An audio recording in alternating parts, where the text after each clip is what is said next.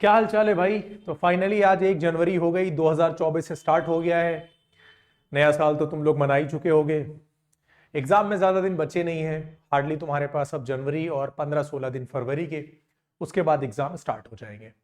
तो जैसा कि मैंने पहले एक वीडियो में ये डिस्कस किया था कि अगर तुम्हारी प्रिपरेशन अच्छी नहीं है तो पहला काम ये करना है कि एनसीईआरटी को अच्छे से सॉल्व कर लेना है। और अगर अब एनसीईआरटी पे तुमको बेसिक कमांड हो चुका है तो जैसा मैंने बोला था कि 1 तारीख से मैं प्रीवियस ईयर क्वेश्चन की एक सीरीज लेकर आऊंगा। तो आज ये उस सीरीज की पहली क्लास होगी। और उसके लिए मैंने जो टॉपिक चूज किया है स्टार्ट करने के लिए वो मैंने लिया है कैलकुलस। क्योंकि मेजोरिटी ऑफ स्टूडेंट्स जो है वो प्रॉब्लम फेस कर रहे हैं इसी टॉपिक में, कैलकुलस में। और कई बच्चों को ऐसा लग रहा है कि कैलकुलस को छोड़ देना चाहिए और बाकी बुक के पोर्शन को कवर करना चाहिए। बहुत ही गलत डिसीजन है। 35 मार्क्स का ये पोर्शन है जिसको आप छोड़ने की बात कर रहे हो। और कैलकुलस को अगर थोड़ा अच्छे से समझोगे तो इतना भी मुश्किल नहीं है जितना तुम लोगों ने उसको बना रखा है। ठीक है। तो अगर एक बार एनसीईआरटी आप करके आते हो, जैसा कि कैलकुलस का पूरा पोर्शन मेरा ऑलरेडी रिकॉर्डेड पड़ा हुआ है यूट्यूब पर, आप उसको अगर एक बार देख चुके हो, तो अब हम लोग इस सीरीज में प्रीवियस ईयर के क्वेश्चंस को हैंडल करेंगे और उससे तुमको आइडिया लग जाएगा कि किस तरह के क्वेश्चंस एग्जाम में आने वाले हैं। बात समझ में आ रही है? तो आज कैलकुलस के इस फर्स्ट लेक्चर में हम लोग इस सीरीज में सबसे पहले कॉन्टिन्यूटी के क्वेश्चंस को हैंडल करेंगे, जो कि प्रीवियस 10 ईयर्स में आए हुए हैं। 10 क्या 12 ईयर्स में, 2023 यानी 11 से लेकर 23 तक के जितने भी क्वेश्चंस आए हुए हैं हम लोग उन सारे क्वेश्चंस को यहां पर हैंडल करेंगे। बात समझ में आ रही है? जिससे तुमको ज्यादा अच्छे से क्लैरिटी आएगी कि कैसे सॉल्व करना है और एग्जाम में क्वेश्चंस आ कैसे रहे। ठीक है।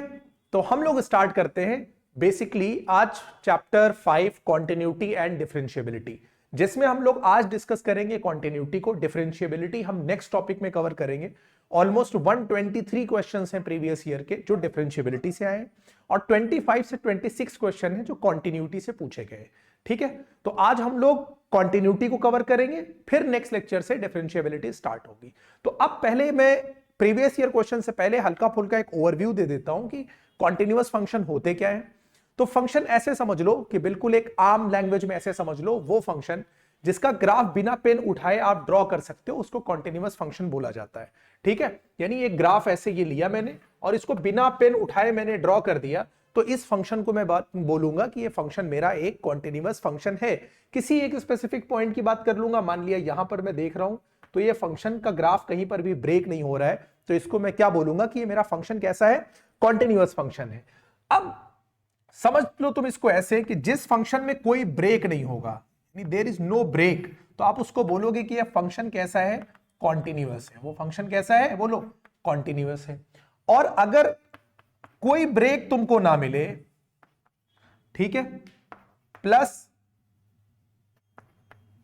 शार्प, ठीक है, यानी ब्रेक मिल जाए और नो शार्प पॉइंट मिलना चाहिए, यानी ना तो ब्रेक मिले ना तो शार्प पॉइंट मिले, नो शार्प पॉइंट, तो वो फंक्शन कैसा हो जाएगा, डिफरेंशिएबल हो जाएगा। बोलो बात समझ में आ गई कि नहीं? मतलब क्या हुआ कि अगर कहीं ब्रेक ना मिले, यानी ब्रेक हो जाए, तब तो वो कॉन्टिन्यूअस नहीं होगा। ठीक है। लेकिन अगर ब्रेक भी ना हो और शार्प पॉइंट ना हो, यानी ये दोनों बातें, दोनों में से एक भी बात मिल गई, तो वो डिफरेंशिएबल भी नहीं होगा। बोलो ये बात मेरी समझ में आई कि नहीं समझ में आई? जैसे एक एग्जांपल से मैं तुमको समझाता हूं। जैसे यहां पर मैंने एक ये बनाया, ठीक है, और यहां पर एक ग्राफ को ऐसे लेकर गया, ऐसे, फिर यहां पर एक शार्प पॉइंट से इसको ऐसे लेकर चला गया, तो ये जो शार्प पॉइंट है ना, ये इस फंक्शन को बना देगा नॉट डिफरेंशिएबल। ये फंक्शन को क्या बना देगा, नॉट डिफरेंशिएबल बना देगा। क्यों? क्योंकि एक शार्प पॉइंट आ गया, और मैंने कहा डिफरेंशिएबल होने के लिए क्या जरूरी है कि no sharp point, sharp point नहीं होना चाहिए। हालांकि ये फंक्शन बिना ब्रेक के बन रहा है, तो ये कॉन्टिन्यूअस तो हो रहा है लेकिन डिफरेंशिएबल नहीं है। बोलो बात समझ में आ रही कि नहीं? इसी तरह से मैंने एक ग्राफ ऐसे बनाया जो यहां से यहां तक ऐसे आया और उसके बाद ये ऐसे चला गया है। ठीक है। यहां पर क्या आ गया, ब्रेक आ गया, तो ब्रेक आ गया तो ये कॉन्टिन्यूअस भी नहीं होगा और डिफरेंशिएबल भी नहीं होगा, यानी कॉन्टिन्यूअस भी नहीं होगा, डिफरेंशिएबल भी नहीं होगा। यहां पर क्या बात समझ में आई थी कि शार्प पॉइंट आ गया था, इसकी वजह से ये डिफरेंशिएबल नहीं होगा लेकिन कॉन्टिन्यूअस होगा। बोलो बात समझ में आ रही है कि नहीं? इससे हम एक बात ये कह सकते हैं कि जो डिफरेंशिएबल फंक्शन होता है वो कॉन्टिन्यूअस हो सकता है। देखो कॉन्टिन्यूअस है कि नहीं है? ठीक है। ये डिफरेंशिएबल नहीं है लेकिन कॉन्टिन्यूअस है, लेकिन कॉन्टिन्यूअस फंक्शन हमेशा डिफरेंशिएबल हो ऐसा जरूरी नहीं है। बोलो बात समझ में आ रही कि नहीं? यानी ये फंक्शन कॉन्टिन्यूअस है लेकिन डिफरेंशिएबल नहीं है। ठीक है, तो कॉन्टिन्यूअस फंक्शन डिफरेंशिएबल हो ऐसा जरूरी नहीं है, लेकिन अगर कोई फंक्शन डिफरेंशिएबल है तो वो कॉन्टिन्यूअस जरूर होगा। बोलो बात समझ में आई? बोल्ड लेटर में लिख लो साफ साफ बात। अगर नहीं समझ में आ रही हो तो ध्यान से सुन लो मैं बोल क्या रहा हूं। मैं ये बोल रहा हूं कि कॉन्टिन्यूअस फंक्शन जो है वो डिफरेंशिएबल हो ऐसा जरूरी नहीं है, लेकिन अगर फंक्शन डिफरेंशिएबल है तो वो कॉन्टिन्यूअस जरूर होगा, ये बात कंफर्म है। बोलो ये बात समझ में आ गई कि नहीं? अब कुछ मोटी मोटी बात कर लेते हैं इसकी। अब तो यहां से समझ में आ गया कि फंक्शन कब कॉन्टिन्यूअस होगा कब कॉन्टिन्यूअस नहीं होगा। अब हम लोग अगर बात करें तो कितने तरह के फंक्शन को हम लोग डील करते हैं। देखो हम लोग डील करते हैं, आइलेट तुम लोगों ने पढ़ा होगा कैलकुलस में, पढ़ा है कि नहीं पढ़ा है? यहां पर एक तो इनवर्स की बात करते हैं हम लोग, inverse trigonometric function, logarithmic function की बात करते हैं, अलजेब्रिक फंक्शन की बात करते हैं, ठीक है, ट्रिग्नोमेट्रिक फंक्शन की बात करते हैं और एक्सपोनेंशियल फंक्शन की बात करते हैं। ठीक है, ज्यादातर जो तुमसे अभी बात करी जाएगी वो एक तो अलजेब्रिक फंक्शन, ठीक है, और ट्रिग्नोमेट्रिक फंक्शन, इनवर्स की इतनी बात नहीं करी जाएगी, और एक्सपोनेंशियल या लॉगरिथमिक फंक्शन भी आ सकता है। ठीक है, तो अब अलजेब्रिक फंक्शन में जब हम लोग देखेंगे तो अलजेब्रिक फंक्शन में हम लोग कई कैटेगरी देखते हैं। ठीक है, अलजेब्रिक फंक्शन में अगर हम लोग बात करें तो कौन कौन सी कैटेगरी देखते हैं? एक तो हमको पॉलिनोमियल फंक्शन दिखते हैं। कैसे दिखते हैं? पॉलिनोमियल। इसके अलावा मॉड्यूलस फंक्शन भी हमको इसी का हिस्सा दिखाई देता है। इसके अलावा ग्रेटेस्ट इंटीजर फंक्शन भी हमको इसी में दिखाई देता है। बोलो बात समझ में आ रही है कि नहीं? इस तरह के कुछ फंक्शंस हमको अलजेब्रिक फंक्शन के तौर पे दिखाई देते हैं। अब अगर इनका ग्राफ तुमको आ रहा है, ग्राफ बनाना आ रहा है, तो वहां से तुमको आइडिया लग जाता है कि ये फंक्शन कॉन्टिन्यूअस होगा या नहीं होगा। बात समझ में आ रही है? तो मैं कुछ मोटी मोटी तौर पे बात बताऊंगा। देखो बहुत डिटेल में बताने का तो टाइम नहीं है, क्योंकि वो आप कॉन्सेप्ट में क्लियर करके आओ और उसके बाद प्रीवियस ईयर क्वेश्चन करने पर आओ। लेकिन फिर भी मैं इतना बता दूंगा कि प्रीवियस ईयर क्वेश्चन में कोई प्रॉब्लम नहीं आनी चाहिए। बात समझ में आ रही है कि नहीं? ठीक है, अब देखो सबसे पहले अगर बात करें पॉलिनोमियल फंक्शन की, तो ये समझ लो कि हर पॉलिनोमियल फंक्शन कॉन्टिन्यूअस होता है।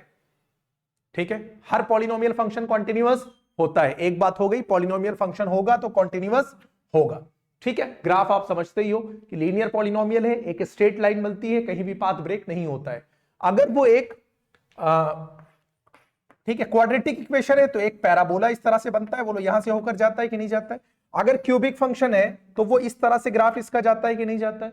ये सारे के सारे फंक्शन तुम्हें कैसे दिखाई दे रहे हैं? कॉन्टिन्यूअस फंक्शन दिखाई दे रहे हैं। इसी तरह से अगर मैं मॉड्यूलस फंक्शन की बात करूं तो आप जानते हो कि मॉड्यूलस फंक्शन का ग्राफ कुछ ऐसे बनता है, यानी ब्रेक नहीं होता है। तो ये भी मॉड्यूलस फंक्शन एक हमेशा कॉन्टिन्यूअस फंक्शन होगा। अगर आप ग्रेटेस्ट इंटीजर फंक्शन की बात करोगे तो ग्रेटेस्ट इंटीजर फंक्शन को हम लोग स्टेप वाइज फंक्शन भी बोलते हैं। स्टेप वाइज फंक्शन हम लोग उसको किस लिए बोलते हैं? इसलिए क्योंकि जब आप उसका ग्राफ ड्रॉ करते हो तो वो क्या होता है? एक स्टेप बनाता हुआ चलता है। कई बच्चों को हो सकता है ग्रेटेस्ट इंटीजर फंक्शन का आइडिया ना हो, तो मैं पहले बता देता हूं कि ग्रेटेस्ट इंटीजर फंक्शन होता क्या है। इसको हम लोग देखो इस तरह से लिखते हैं, ग्रेटेस्ट इंटीजर फंक्शन ऐसे बिग ब्रैकेट में बंद करते हैं। ठीक है, इसमें हम क्या कहते हैं? नियरेस्ट इंटीजर लेते हैं, नियरेस्ट इंटीजर लेकिन छोटा वाला। ठीक है, नियरेस्ट इंटीजर लेकिन छोटी वाली वैल्यू। जैसे मैं कह रहा हूं 2.3, ये कौन से दो इसका ग्रेटेस्ट इंटीजर फंक्शन, ये कौन सी दो वैल्यू के बीच में है? 2 और 3 के। 2 और 3 यही दो इंटीजर है जिनके बीच में 2.3 है। इन दोनों में छोटा कौन है? 2, तो ये मेरा आंसर हो जाएगा। मैं कहूं 3.9। ठीक है, ये कौन से दो नंबर के बीच में है? 3 और 4 के बीच में। छोटी वैल्यू कौन सी है? 3। ये मेरा ग्रेटेस्ट इंटीजर फंक्शन। बोलो बात समझ में आ रही है कि नहीं? मैं कहूं -3.5, ये कौन से दो नंबर के बीच में है? -3 और -4। बात समझ में आ रही है कि नहीं? इसमें छोटा कौन है? -4। ये गलती ना करना, ठीक है, क्योंकि -4 यहां पे छोटा है, -3 यहां पर बड़ा है। और हमेशा ग्रेटेस्ट इंटीजर फंक्शन कौन सा इंटीजर देगा? जिन दो इंटीजर्स के बीच में लाई कर रहा है उसमें से जो छोटा वाला इंटीजर होगा वो तुम्हारा आंसर होगा। बोलो बात समझ में आ गई कि नहीं? अब इसका पाथ कहां पे ब्रेक होगा? देखो अगर तुम किसी भी उसकी वैल्यू देखोगे इंटीग्रल वैल्यू पे, ठीक है, तो उसमें क्या होता है कि लेफ्ट हैंड पे अलग हो जाता है, राइट हैंड पे अलग हो जाता है। उससे पहले मैं एक चीज स्टार्टिंग में भूल गया था बताना। ऐसे समझ लो कि ग्राफिकल तो हम लोगों ने समझ लिया कि भाई पाथ में कोई ब्रेक ना हो, तो उसको हम लोग क्या बोलते हैं कि ये फंक्शन मेरा कैसा है? कॉन्टिन्यूअस है। उसके लिए तुम्हारे पास क्या होना चाहिए? ग्राफ होना चाहिए। अगर ग्राफ नहीं है तो अब हम कैसे आइडिया लगाएं कि भाई हम फंक्शन को क्या बोले, मतलब कॉन्टिन्यूअस बोले या ना बोले? उसके लिए हमें क्या देखना होता है कि किसी भी फंक्शन की लिमिट आप लोगों ने 11th में सीखी होगी। क्या सीखी होगी? लिमिट। अगर लिमिट का बेसिक आइडिया है तो आपको प्रॉब्लम नहीं आएगी। तो इसमें होता क्या है कि जो लेफ्ट हैंड लिमिट होती है और राइट हैंड लिमिट होती है, ये बराबर होनी चाहिए, और फंक्शन की उस पॉइंट पे, जिस भी पॉइंट पे हम देखना चाह रहे हैं उसकी कॉन्टिन्यूटी, उस पॉइंट पे उस फंक्शन की वैल्यू भी बराबर होनी चाहिए, तो हम कहेंगे कि ये फंक्शन मेरा कैसा है, कॉन्टिन्यूअस है। बोलो बात समझ में आ गई कि नहीं? यानी अगर मैं अपने आप को कहूं कि मैं एक फंक्शन हूं, तो मेरी वैल्यू यहां पर, मेरे राइट की वैल्यू और मेरे लेफ्ट की वैल्यू, यानी अगर ये तीनों चीजें बराबर हैं तो मैं बोलूंगा कि ये फंक्शन कैसा है, कॉन्टिन्यूअस है। आई होप बात समझ में आ रही होगी। ठीक है, अब अगर LHL और RHL यानी लेफ्ट हैंड लिमिट और राइट हैंड लिमिट दोनों बराबर हो जाती हैं, तो हम कहते हैं कि लिमिट एग्जिस्ट करती है। 11th में पढ़ा था कि लेफ्ट हैंड लिमिट और राइट हैंड लिमिट अगर दोनों चीजें यानी इक्वल हो जाए, तो हम कहते थे कि भाई लिमिट एग्जिस्ट करती है। तो अगर लिमिट एग्जिस्ट करती है तो हम LHL RHL दोनों ना लिख के सीधे सीधे हम इस तरह से लिख देते थे ना, लिमिट x टेंड्स टू, मान लिया हम C, किसी पॉइंट C पे देख रहे हैं, तो limit x tends to C fx is equal to f at C। बोलो, अगर ये रिजल्ट हमें मिल जाता है कि फंक्शन की वैल्यू C पर और उस फंक्शन की लिमिट C पर अगर ये दोनों बराबर हो जाएंगी, तो हम तुरंत कह देंगे ये फंक्शन मेरा कैसा है, कॉन्टिन्यूअस है। बोलो बात समझ में आ रही? ये एक पॉइंट की बात हो गई। तो किसी भी फंक्शन को किसी पॉइंट पे अगर कॉन्टिन्यूअस होना है, तो उसकी लिमिट उस पॉइंट पे और उस पॉइंट पर उसकी वैल्यू, ये दोनों आपस में क्या होनी चाहिए, बराबर होनी चाहिए। तो हम तुरंत कह देंगे मैथमेटिकली कि ये मेरा फंक्शन कैसा है, कॉन्टिन्यूअस है। आई होप बात समझ में आ गई होगी। ये बात हो गई एक पॉइंट की। लेकिन अगर हम लोग पॉइंट के बजाय किसी एक स्पेसिफिक इंटरवल में बात करें, ठीक है, किसी इंटरवल में अगर हम बात करें, इसको हटा देता हूं मैं, सपोज एक क्लोज इंटरवल ले लेते हैं, ए से बी की हम लोग बात कर लेते हैं। ठीक है, एक ये मैंने ले लिया है ए, और यहां हम लोग ए से बी में बात करते हैं। ठीक है, ए कॉमा बी, ये क्लोज इंटरवल है। इसका ग्राफ मान लिया कुछ ऐसा बना है। ठीक है, ये यहां पर ये पॉइंट क्या है, ए है, और ये पॉइंट यहां पर, ये पॉइंट मेरा क्या है यहां पर, बी है। बोलो बात समझ में आई कि नहीं? ये पॉइंट ए है और ये पॉइंट क्या है, बी है। अब इस फंक्शन को कॉन्टिन्यूअस अगर इस इंटरवल में मुझे चेक करना है, तो यहां पर देखो, ए पर देखो, ए की अगर मैं बात करूं तो भाई ए के लेफ्ट में तो कुछ है ही नहीं ना। बोलो, ए के लेफ्ट में क्या कुछ है?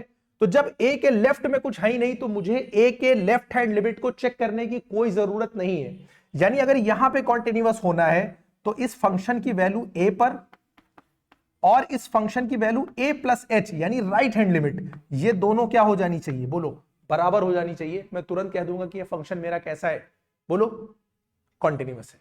कहां पर, a पर। अब अगर मैं b की बात करूं, इस पॉइंट की बात करूं, तो भाई ये ग्राफ मेरा राइट में तो है ही नहीं ना। तो जब राइट में है ही नहीं, तो मुझे राइट में चेक करने की भी कोई जरूरत नहीं है, क्योंकि राइट में तो मेरा ग्राफ जा ही नहीं रहा है। तो यहां पर राइट हैंड लिमिट चेक करने की कोई जरूरत नहीं है। लेफ्ट हैंड पे चेक करेंगे, तो मैं कह दूंगा कि अगर फंक्शन एट बी यानी इस पॉइंट पे फंक्शन की वैल्यू और इसके लेफ्ट में यानी b माइनस एच, एच कहां है, जहां पर एक स्मॉल वैल्यू है, अगर ऐसा रिजल्ट आ जाता है, तो मैं कह दूंगा ये फंक्शन मेरा b पर भी क्या है, कॉन्टिन्यूअस है।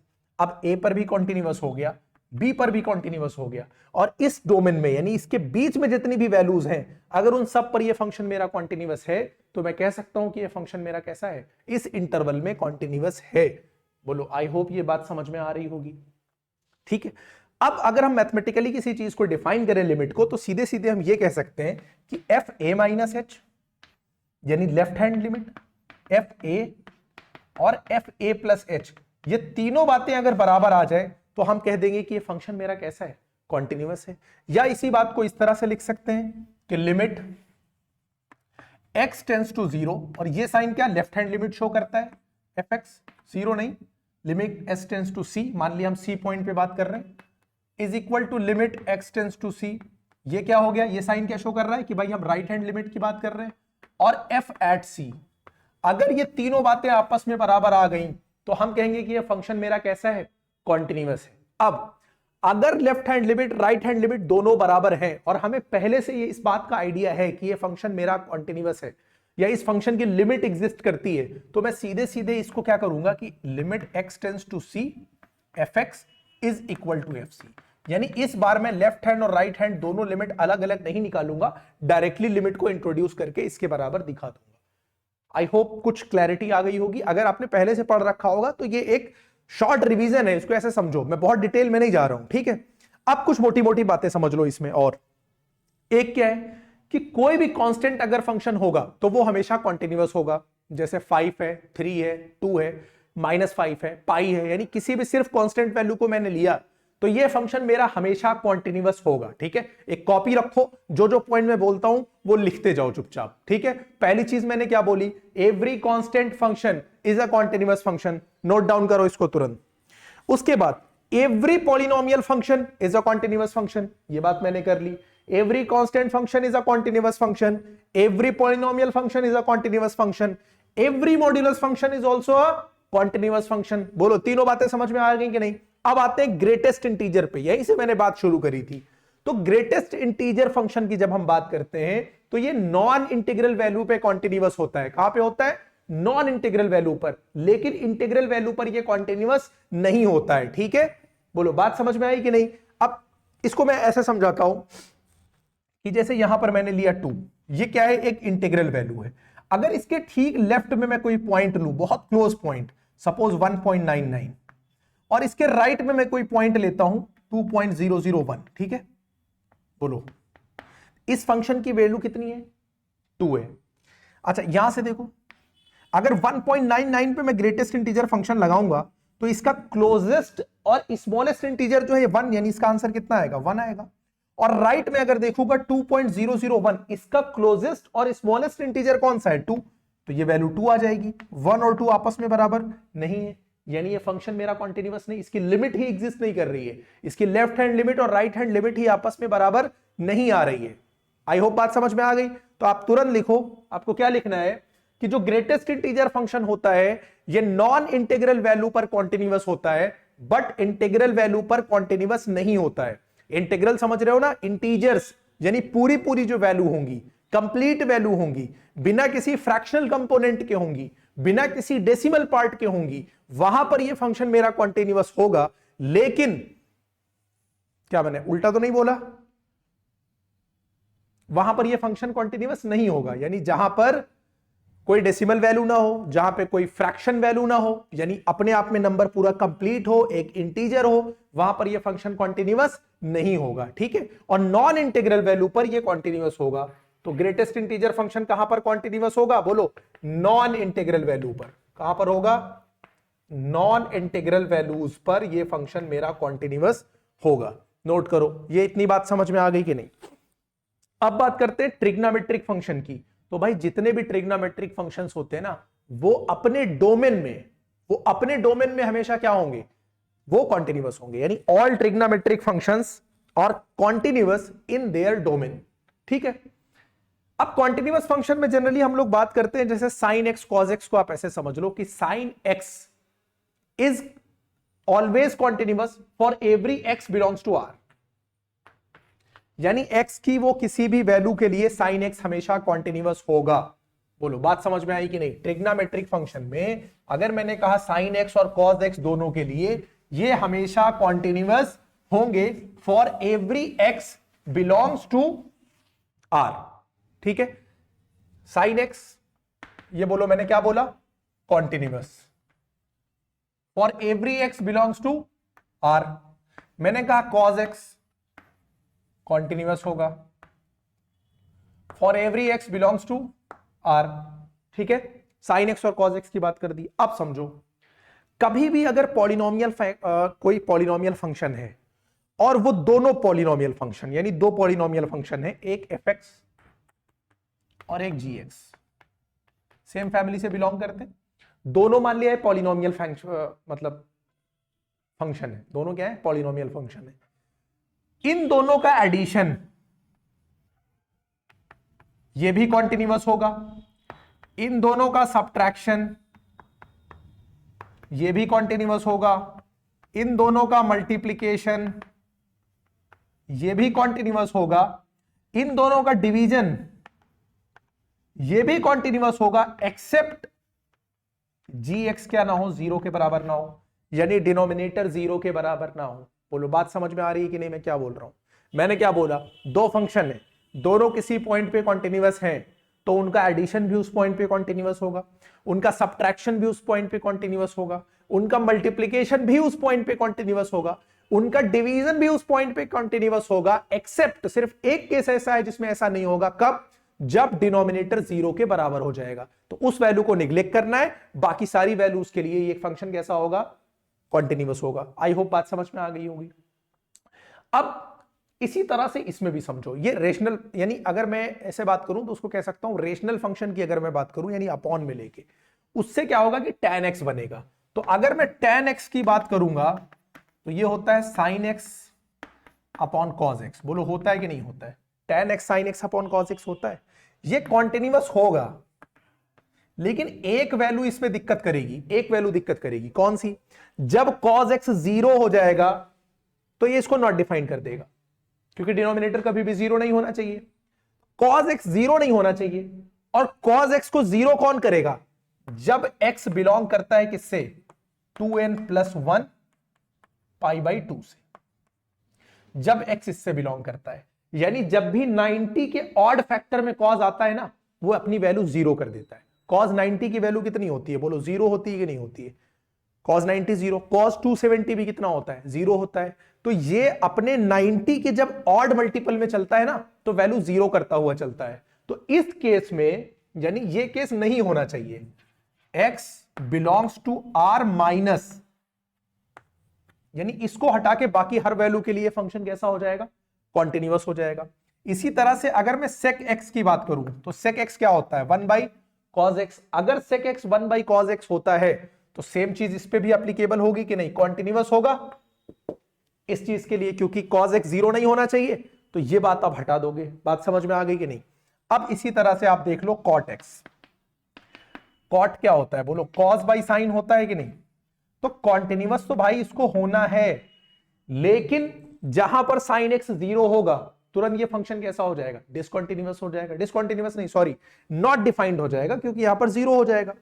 तो वहां पर sin x 0 कब होता है, बोलो sin x 0 तब होता है जब x बिलोंग करता है n पाई से। किससे बिलोंग करता है, बोलो n पाई से। sin 0 कितना होता है, 0। sin 180 कितना होता है, 0। ठीक है, तो जब ये पाई के मल्टीपल होगा, यानी एंगल पाई का मल्टीपल होगा, पाई यहां पे 180 की मैं बात कर रहा हूं, यानी 180 का जब ये मल्टीपल होगा तो sin x हमेशा क्या दे देगा, 0 दे देगा। sin x जैसे ही 0 देगा, ये फंक्शन कैसा बन जाएगा, मेरा नॉट डिफाइंड हो जाएगा। तो ये वाला केस नेग्लेक्ट कर दिया गया। सेम चीज फॉलो करेगी किसको, cosec x को। बोलो बात समझ में आ गई कि नहीं, क्योंकि ये भी क्या होता है, 1/sin x कॉन्टिन्यूअस होगा इस केस के लिए। ठीक है, यानी इसका डोमेन ये हो जाएगा। आई होप बात समझ में आ गई होगी, एक तरह का रिवीजन तुम लोगों का हो गया होगा। ठीक है, अब इसके बाद अगर इनवर्स की बात करें तो भाई इनवर्स ट्रिग्नोमेट्रिक फंक्शन जो होते हैं वो भी अपने डोमेन में कॉन्टिन्यूअस होते हैं, लेकिन फिलहाल तुम्हारे क्वेश्चंस में उसका कोई काम, यानी उसका इस्तेमाल नहीं किया गया है।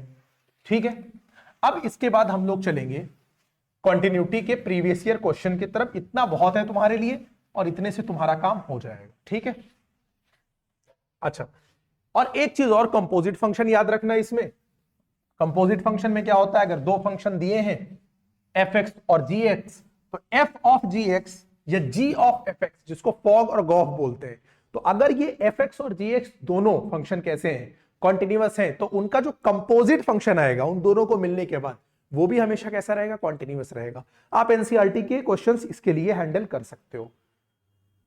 क्लियर है ये बात कि नहीं। अब इनके क्वेश्चंस पे जाने से पहले कुछ चीजें जो जरूरी हैं वो मैं नोट करा देता हूं, आप लिख लो। पहली चीज, limit x tends to 0 sin x by x is equal to 1 होता है, याद रखो। Limit x tends to 0 tan x by x is equal to 1 होता है। Limit x tends to 0 1 minus cos x upon x square is equal to half होता है। ठीक है, चौथी बात, limit x tends to 0 e की power x minus x upon x is equal to 1 होता है। चार बातें हो गई। ठीक है, ये आप अभी जब क्वेश्चंस कर रहे होगे ना, ये आप 11th में पढ़ के आए होगे।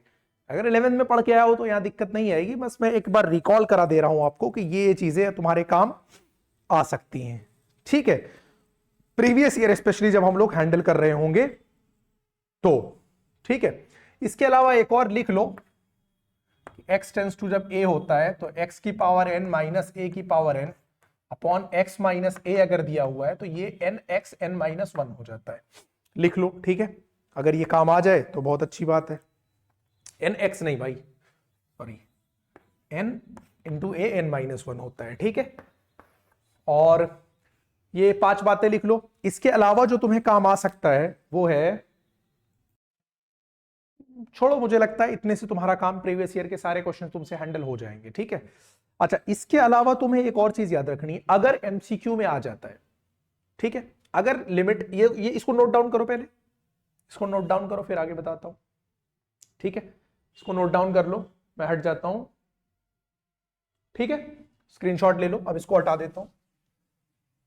अब अगर कभी क्वेश्चन एमसीक्यू में आ जाए, किस में आ जाए, एमसीक्यू में, तो एक रूल होता है जो लिमिट सॉल्व करने में बहुत ज्यादा मदद करता है। कंडीशन ये है कि लिमिट सॉल्व करने में प्रॉब्लम तब होती है जब लिमिट लगाने पर वो 0/0 या इंफिनिटी की फॉर्म में बन जाए। अगर तुम्हारा फंक्शन लिमिट लगाने के बाद कुछ इस तरह की फॉर्म में बन जाता है तो हमें प्रॉब्लम होती है लिमिट सॉल्व करने में। उसके लिए हमें करना पड़ता है सिंप्लीफिकेशन। तो एक तो तरीका यह है कि आप उसको सिंप्लीफाई कर लो और अपना आंसर ले आओ, ठीक है। दूसरा एक रूल होता है, बहुत ही फेमस होता है, वो है एल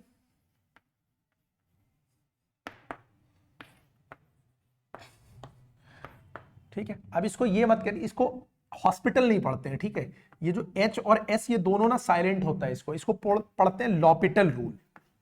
क्या पढ़ते हैं इसको, ये पढ़ा जाता है, इसको लिखा ये जाता है एल हॉस्पिटल, ठीक है। लेकिन एच और एस दोनों साइलेंट रहते हैं, इसको बोला जाता है लॉपिटल रूल। क्या बोला जाता है, लॉपिटल रूल। लॉपिटल रूल देखो क्या काम करता है, जैसे मान लो लिमिट एक्स टेंड्स टू 0 है या एक्स टेंड्स टू ए है, कुछ भी है, और यहां एक फंक्शन है और यहां एक फंक्शन है, और लिमिट लगाने पर क्या गड़बड़ हो रहा है, लिमिट लगाने पर यह हो रहा है कि 0/0 की फॉर्म आ जा रही है या इंफिनिटी आ जा रही है, यह दिक्कत हो जा रही है। तो इसको सॉल्व करने के लिए आप क्या कर सकते हो, इसको इक्वल टू आप लिख सकते हो limit x tends to 0 f dash x upon g dash x. यानी आप न्यूमरेटर को डिफरेंशिएट कर दो और डिनोमिनेटर को भी डिफरेंशिएट कर दो, दोनों को आप क्या कर सकते हो, डिफरेंशिएट कर दे सकते हो, और डिफरेंशिएट करोगे तुम्हारा आंसर आ जाएगा। इन केस तुम्हारा आंसर नहीं आया, तुमने लॉपिटल रूल लगाया लेकिन फिर भी लिमिट का आंसर नहीं आया, तो तुम क्या करोगे, फिर से लॉपिटल अप्लाई कर दोगे। यानी जितनी बार चाहो आप अप्लाई करते जा सकते हो जब तक कि तुम्हारा आंसर नहीं मिल जाए। अप्लाई करना कैसे, जैसे एक बात समझ लो, अभी हम लोगों ने डिस्कस किया है कि limit x tends to 0 sine x by x, इसकी वैल्यू 1 होती है, इसकी वैल्यू 1 होती है, हमने ऑलरेडी याद कर रखा है। लेकिन मान लो कि हमको नहीं पता है कि इसकी वैल्यू 1 होती है, तो क्या करेंगे, अगर मैं यहां पर लिमिट अप्लाई करता हूं, यानी x की जगह 0, तो साइन 0 0 हो जाता है, और x की जगह भी 0, तो ये 0/0 की फॉर्म बन जाएगी। बोलो बनेगी कि नहीं बनेगी। जैसे ही मुझे ये पता चला कि ये 0/0 की फॉर्म बनी, मुझे तुरंत एक रूल याद आया कि भाई मैं लॉपिटल रूल लगा सकता हूं। कौन सा रूल लगा सकता हूं, लॉपिटल। लॉपिटल रूल ये कहता है कि भाई तुम एक काम करो, इन दोनों को यानी डिनोमिनेटर और न्यूमरेटर दोनों को क्या कर दो, डिफरेंशिएट कर दो। तो साइन एक्स का डिफरेंशिएशन कॉस एक्स हो जाता है और एक्स का डेरिवेटिव 1 होता है, ठीक है। आप यार इंटर में पढ़ रहे हो तो डिफरेंशिएशन तुम्हें पहले से इतना बेसिक तो आता ही होगा कि एक्स का डिफरेंशिएशन 1 होता है और साइन एक्स का कॉस एक्स होता है। अब अगर यहां पर लिमिट लगाओगे तो ये हो जाएगा कॉस 0 डिग्री जिसकी वैल्यू 1 होती है। बोलो बात समझ में आ गई कि नहीं, लॉपिटल रूल का फायदा समझ में आया। तो जब एमसीक्यू में क्वेश्चंस आएंगे, जो कि तुम्हारे 18 क्वेश्चंस आने हैं प्लस 2 असर्शन रीजन के आने हैं, तो वहां पर लॉपिटल रूल से आप एक तो अपना आंसर वेरीफाई कर सकते हो, दूसरा डायरेक्टली आंसर इसको सॉल्व करके ला भी सकते हो। आई होप बात समझ में आ गई होगी, ठीक है। तो अगर इतनी सी बात तुम्हारा यानी कॉन्टिन्यूटी का रिवीजन हो गया हो, इतनी बात से तुम्हारा रिवीजन हो जाना चाहिए, ठीक है। और इतनी बातों का तुमने शॉर्ट नोट्स यानी अगर बना लिए हो कहीं, तो अब हम लोग चलते हैं प्रीवियस ईयर क्वेश्चंस पे, ठीक है। तो इसको मैं हटा देता हूं और फिर चलते हैं प्रीवियस ईयर पे। चलो भाई देखो, ये इसी साल यानी 2023 में ये क्वेश्चन भी आया है, ये क्वेश्चन भी आया है। अब दोनों देखो, पहले सबसे पहले वाले को देखते हैं। F x is equal to, ये देखो ग्रेटेस्ट इंटीजर फंक्शन है कि नहीं, या इन्होंने इसको डिफाइन भी किया है that it denotes the greatest integer less than और equal to X is continuous at. अब अगर तुमने अभी जो ये 30 मिनट मैंने ऑलमोस्ट बात करी है, अगर उसको ध्यान से सुना था, तो मैंने ग्रेटेस्ट इंटीजर फंक्शन के लिए एक बात बोली थी कि भाई ये नॉन इंटीग्रल वैल्यू पे कॉन्टिन्यूअस होगा और इंटीग्रल वैल्यू पे कभी भी कॉन्टिन्यूअस नहीं होगा। ऐसा क्यों होगा वो रीजन भी मैं बता चुका हूं। तो यहां पर नॉन इंटीग्रल वैल्यू कौन सी है, x इज इक्वल टू -1.5, यही मेरा आंसर हो जाएगा। बाकी सारे मेरे इंटीग्रल्स हैं, एलिमिनेट हो जाएंगे। पहले क्वेश्चन का आंसर समझ में आ गया होगा। क्वेश्चन नंबर 2, ये भी 2023 का ही क्वेश्चन है। fx is equal to 3x plus 5 when x is greater than or equal to 2 and kx square when x is smaller than 2 is a continuous function। अब अगर ये continuous function है तो हम लोगों ने भाई क्या डिस्कस किया था कि left hand limit, right hand limit और फंक्शन की उस पे वैल्यू, ये तीनों आपस में बराबर होने चाहिए। यहां पर हम लोग देखो, ये जो इन्होंने दिया है कि भाई अगर ये फंक्शन मेरा, ऐसे ग्राफ से मैं तुमको समझाता हूं। देखो यहां पर कोई पॉइंट सपोज 2 है, ये पॉइंट क्या है 2 है, यहां कहीं 1 रहा होगा, यहां कहीं 0 रहा होगा, ठीक है। फंक्शन क्या कह रहा है कि when it is less than x, less than 2 यानी 2 से इधर, यानी 2 से जब आप इधर आओगे ना, इधर, तो मेरा फंक्शन क्या है kx स्क्वायर। और अगर 2 के इक्वल है, ये 2 से बड़ा है तो 3x प्लस 5 है, यानी इस तरफ पूरा इंक्लूडिंग 2, इस तरफ मेरा फंक्शन क्या काम कर रहा है 3x प्लस 5। आई होप बात समझ में आ गई कि नहीं। यानी 2 के इधर, 2 से जब मैं इधर चल रहा हूं तो ये फंक्शन kx स्क्वायर है, और 2 को इंक्लूड करता हुआ जब मैं राइट में जा रहा हूं तो ये फंक्शन 3x प्लस 5 है। आई होप बात समझ में आ गई।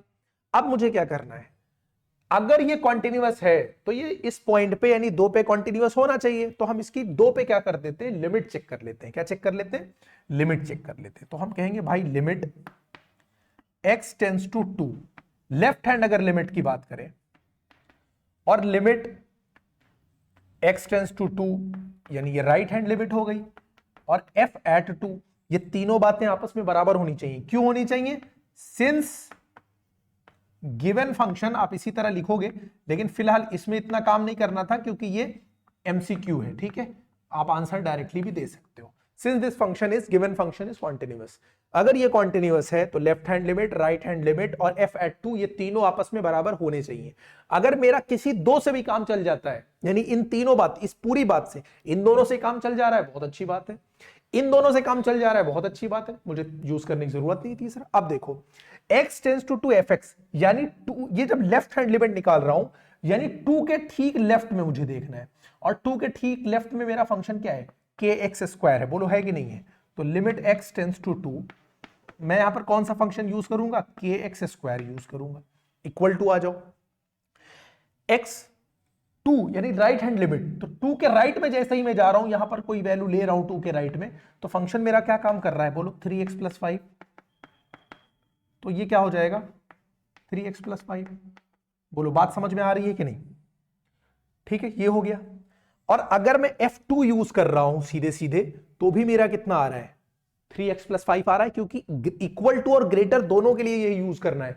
तो इक्वल टू के लिए भी मैं यही यूज करूंगा, तो चाहे यहां यूज करो चाहे इक्वल रख के यहां यूज करो, कोई फर्क नहीं पड़ता है ना भाई, तो यहीं पर यूज कर लेते हैं। अब देखो kx स्क्वायर यानी k इंटू 2 स्क्वायर, यहां पे 2 लगा देना है, और ये 3 इंटू 2 प्लस 5, ये हो जाएगा 4k, और ये हो जाएगा 3 2 6 और 5 11, यानी k इज इक्वल टू 11/4, ये मेरा आंसर हो जाएगा। बोलो बात समझ में आ गई कि नहीं। तो ये इसका तुम्हारा जो आंसर होगा वो होगा ऑप्शन डी, और इसका ऑप्शन कौन सा है, बी। ये दोनों क्वेश्चन 2023 के थे, आई होप समझ में आ गए होंगे। चलो अब देखते हैं क्वेश्चन नंबर 3। तो देखो यार क्वेश्चन नंबर 3 में क्या करना है, fx is equal to 1 minus cos 4x 8x square, जब x 0 के बराबर नहीं है, और k है जब x बराबर 0 है। सीधी सी बात ये है कि ये फंक्शन 0 पे कॉन्टिन्यूअस है, ये इन्होंने दे रखा है, तो आप क्या लिखोगे, since this function is continuous at x is equal to 0, तो जाहिर सी बात है कि इसकी लिमिट और 0 पे इसकी वैल्यू दोनों आपस में बराबर होने चाहिए। तो limit x tends to 0 fx, ये इक्वल होना चाहिए f एट 0 के। मैंने लेफ्ट हैंड राइट हैंड अलग अलग इसलिए नहीं लिया क्योंकि भाई left hand right hand limit दोनों सेम है, क्योंकि x is not equal to 0 पर ये है, यानी x के लेफ्ट में भी यही फंक्शन काम करेगा, 0 के लेफ्ट में, और 0 के राइट में भी यही फंक्शन काम करेगा, ठीक है।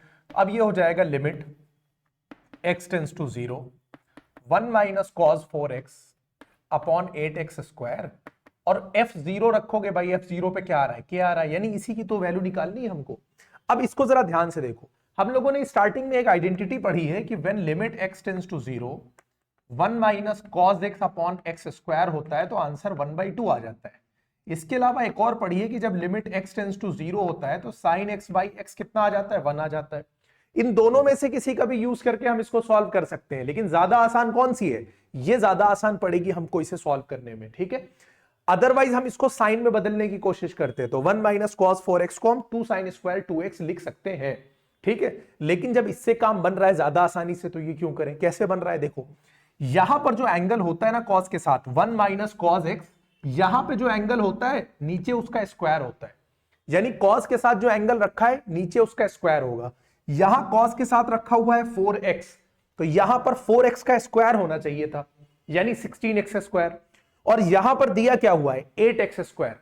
क्या मैं लेकर आऊं अपनी तरफ से, अगर मैं 2 में नीचे इंटू कर दूं तो ये 16x स्क्वायर बन जाएगा कि नहीं बन जाएगा, तो मैं 2 में यहां इंटू कर देता हूं। जब मैंने 2 से नीचे इंटू किया तो इसको बैलेंस करने के लिए भाई ऊपर भी तो मैं 2 से इंटू मारूंगा कि नहीं मारूंगा। आई होप बात समझ में आ गई होगी। दो कांस्टेंट है, निकाल कर बाहर करो। इसको लिखो limit x tends to 0 1 minus cos 4x, और इसको क्या तुम 8 टू 16x स्क्वायर को क्या 4x होल स्क्वायर नहीं लिख सकते हो, बोलो लिख सकते हो कि नहीं। और जब x टेंस टू 0 है तो 4x टेंस टू भी तो 0 ही होगा। अब इस पूरे की वैल्यू यहां से 1/2 उठा के डाल सकते हो कि नहीं डाल सकते हो, तो 2 यहां पहले से था, into 1/2 is equal to k। Solve किया तो k इज इक्वल टू 1 आया कि नहीं आया, बोलो। बिल्कुल आसानी से ये क्वेश्चन लगा कि नहीं लगा, ठीक है। प्रीवियस ईयर का क्वेश्चन है और अब 1 तुम्हारा कौन सा ऑप्शन है, सी ऑप्शन है, सी ऑप्शन तुम्हारा करेक्ट हो जाएगा। अगर इसको हम लोग साइन में बदलना चाहते तो इसको 2 साइन स्क्वायर 2x लिखते और फिर उसके अकॉर्डिंग सॉल्व करते, लेकिन अभी जरूरत नहीं थी इसलिए हम लोगों ने नहीं किया है। आई होप ये क्वेश्चन नंबर 3 तुम लोगों को क्लियर हो गया होगा। क्वेश्चन नंबर 4 2022 का क्वेश्चन है ये। fx यानी दे रखा है x upon mod x when x is smaller than 0 और -1 है when x is equal to and greater than 0।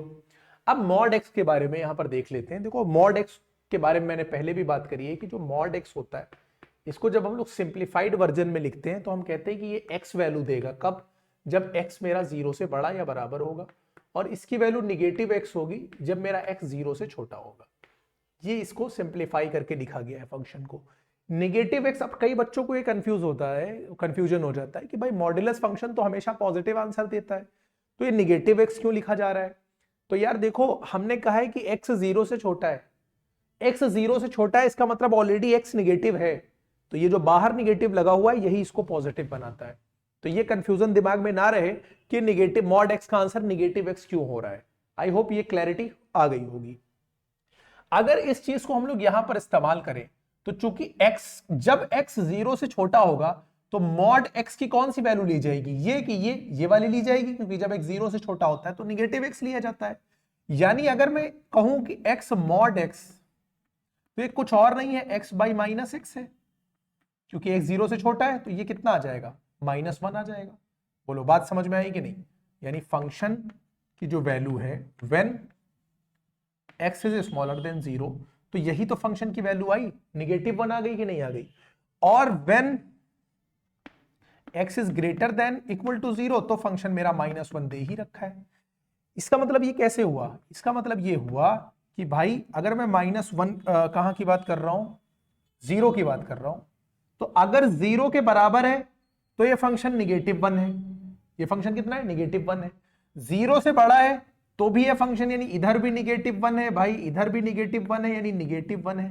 कुल मिला के जो फंक्शन है मुझे कैसा दिखाई दे रहा है, ये एक -1 है, मतलब नीचे की तरफ बनेगा, मैंने उधर बना दिया है, ठीक है। उससे खैर फर्क नहीं पड़ता, तुम एक काम करो इसको ओरिजिन दे दो, इधर दे दो, ठीक है। -1 ये फंक्शन कैसा है, कांस्टेंट फंक्शन है, तो fx कैसा हो गया, एक कांस्टेंट फंक्शन हो गया, क्योंकि एक ही वैल्यू दे रहा है ना पूरे ग्राफ पे -1। तो since fx is a constant function, और कांस्टेंट फंक्शन के लिए मैंने बताया था, अगर आप इंट्रो अच्छे से देख कर आए हो, कि ये हमेशा कॉन्टिन्यूअस होता है फॉर एवरी पॉइंट। तो तुम्हारा आंसर क्या होना चाहिए, for x belongs to r, यानी जब x r से बिलोंग करेगा तो ये मेरा फंक्शन हमेशा कॉन्टिन्यूअस होगा। तो ये जो तुम्हारा पहला ही ऑप्शन है, ऑप्शन ए, ये इसका करेक्ट आंसर होगा। क्वेश्चन नंबर 4 समझ में आ रहा है कि नहीं, ठीक है। अब आ जाओ क्वेश्चन नंबर 5 में। देखो 2022 में ये क्वेश्चन पूछा गया है, अभी हम लोगों ने जो क्वेश्चन 3 किया था इससे पहले वो 2023 में किया, मतलब आया था।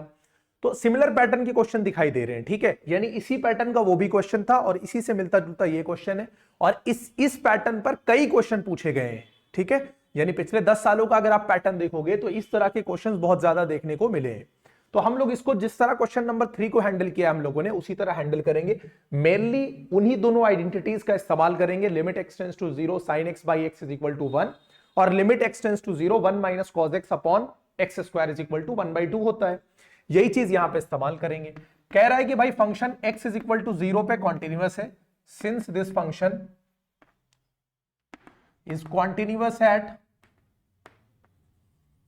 x इज इक्वल टू 0, तो इसकी जो लिमिट होगी यानी लिमिट x टेंड्स टू 0 ये इक्वल होनी चाहिए f एट 0 के। बोलो होनी चाहिए कि नहीं होनी चाहिए? यही कंडीशन होती है कॉन्टिन्यूटी के लिए। Limit x tends to 0, function मेरा क्या है 1 minus cos k x upon x square, not x square, sine x, और f 0 पे वैल्यू दे रखी है 1/2, मुझे k की वैल्यू निकालनी है। अभी हम लोगों ने डिस्कस किया था, अभी क्या डिस्कस किया था, क्वेश्चन नंबर 3 की मैं बात कर रहा हूं, वहां ये डिस्कस हुआ था और उससे पहले इंट्रो में भी कि भाई जो कॉस के साथ एंगल होता है ना, अगर उसका नीचे स्क्वायर मिल जाए तो यहां पर 1 minus cos x upon x square वाली आइडेंटिटी लग जाएगी। बोलो हाँ या ना? और साइन को क्या है, जो साइन के साथ एंगल होता है साइन को वही एंगल अपने नीचे चाहिए, यानी साइन के साथ यहां एक्स है तो अपॉन में इसको एक्स चाहिए।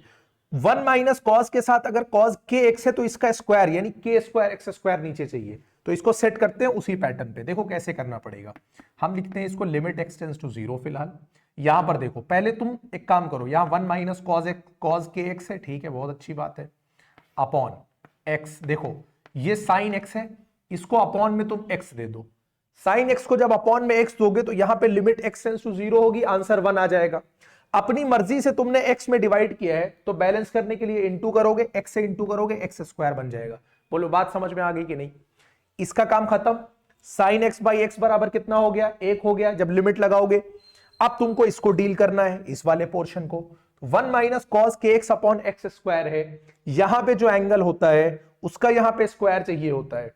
यहां पर के एक्स है, इसका मतलब यहां के स्क्वायर एक्स स्क्वायर होना चाहिए था। एक्स स्क्वायर ऑलरेडी है, कमी किस चीज की है? के स्क्वायर की। तो के स्क्वायर अपनी मर्जी से लेकर चले आओ। के स्क्वायर यहां अपनी मर्जी से लेकर आए हो तो बैलेंस करने के लिए के स्क्वायर को ऊपर भी लेकर आओगे। बोलो बात समझ में आ रही है कि नहीं? अब लिमिट लगा दो, के स्क्वायर कांस्टेंट है, निकाल कर बाहर करो।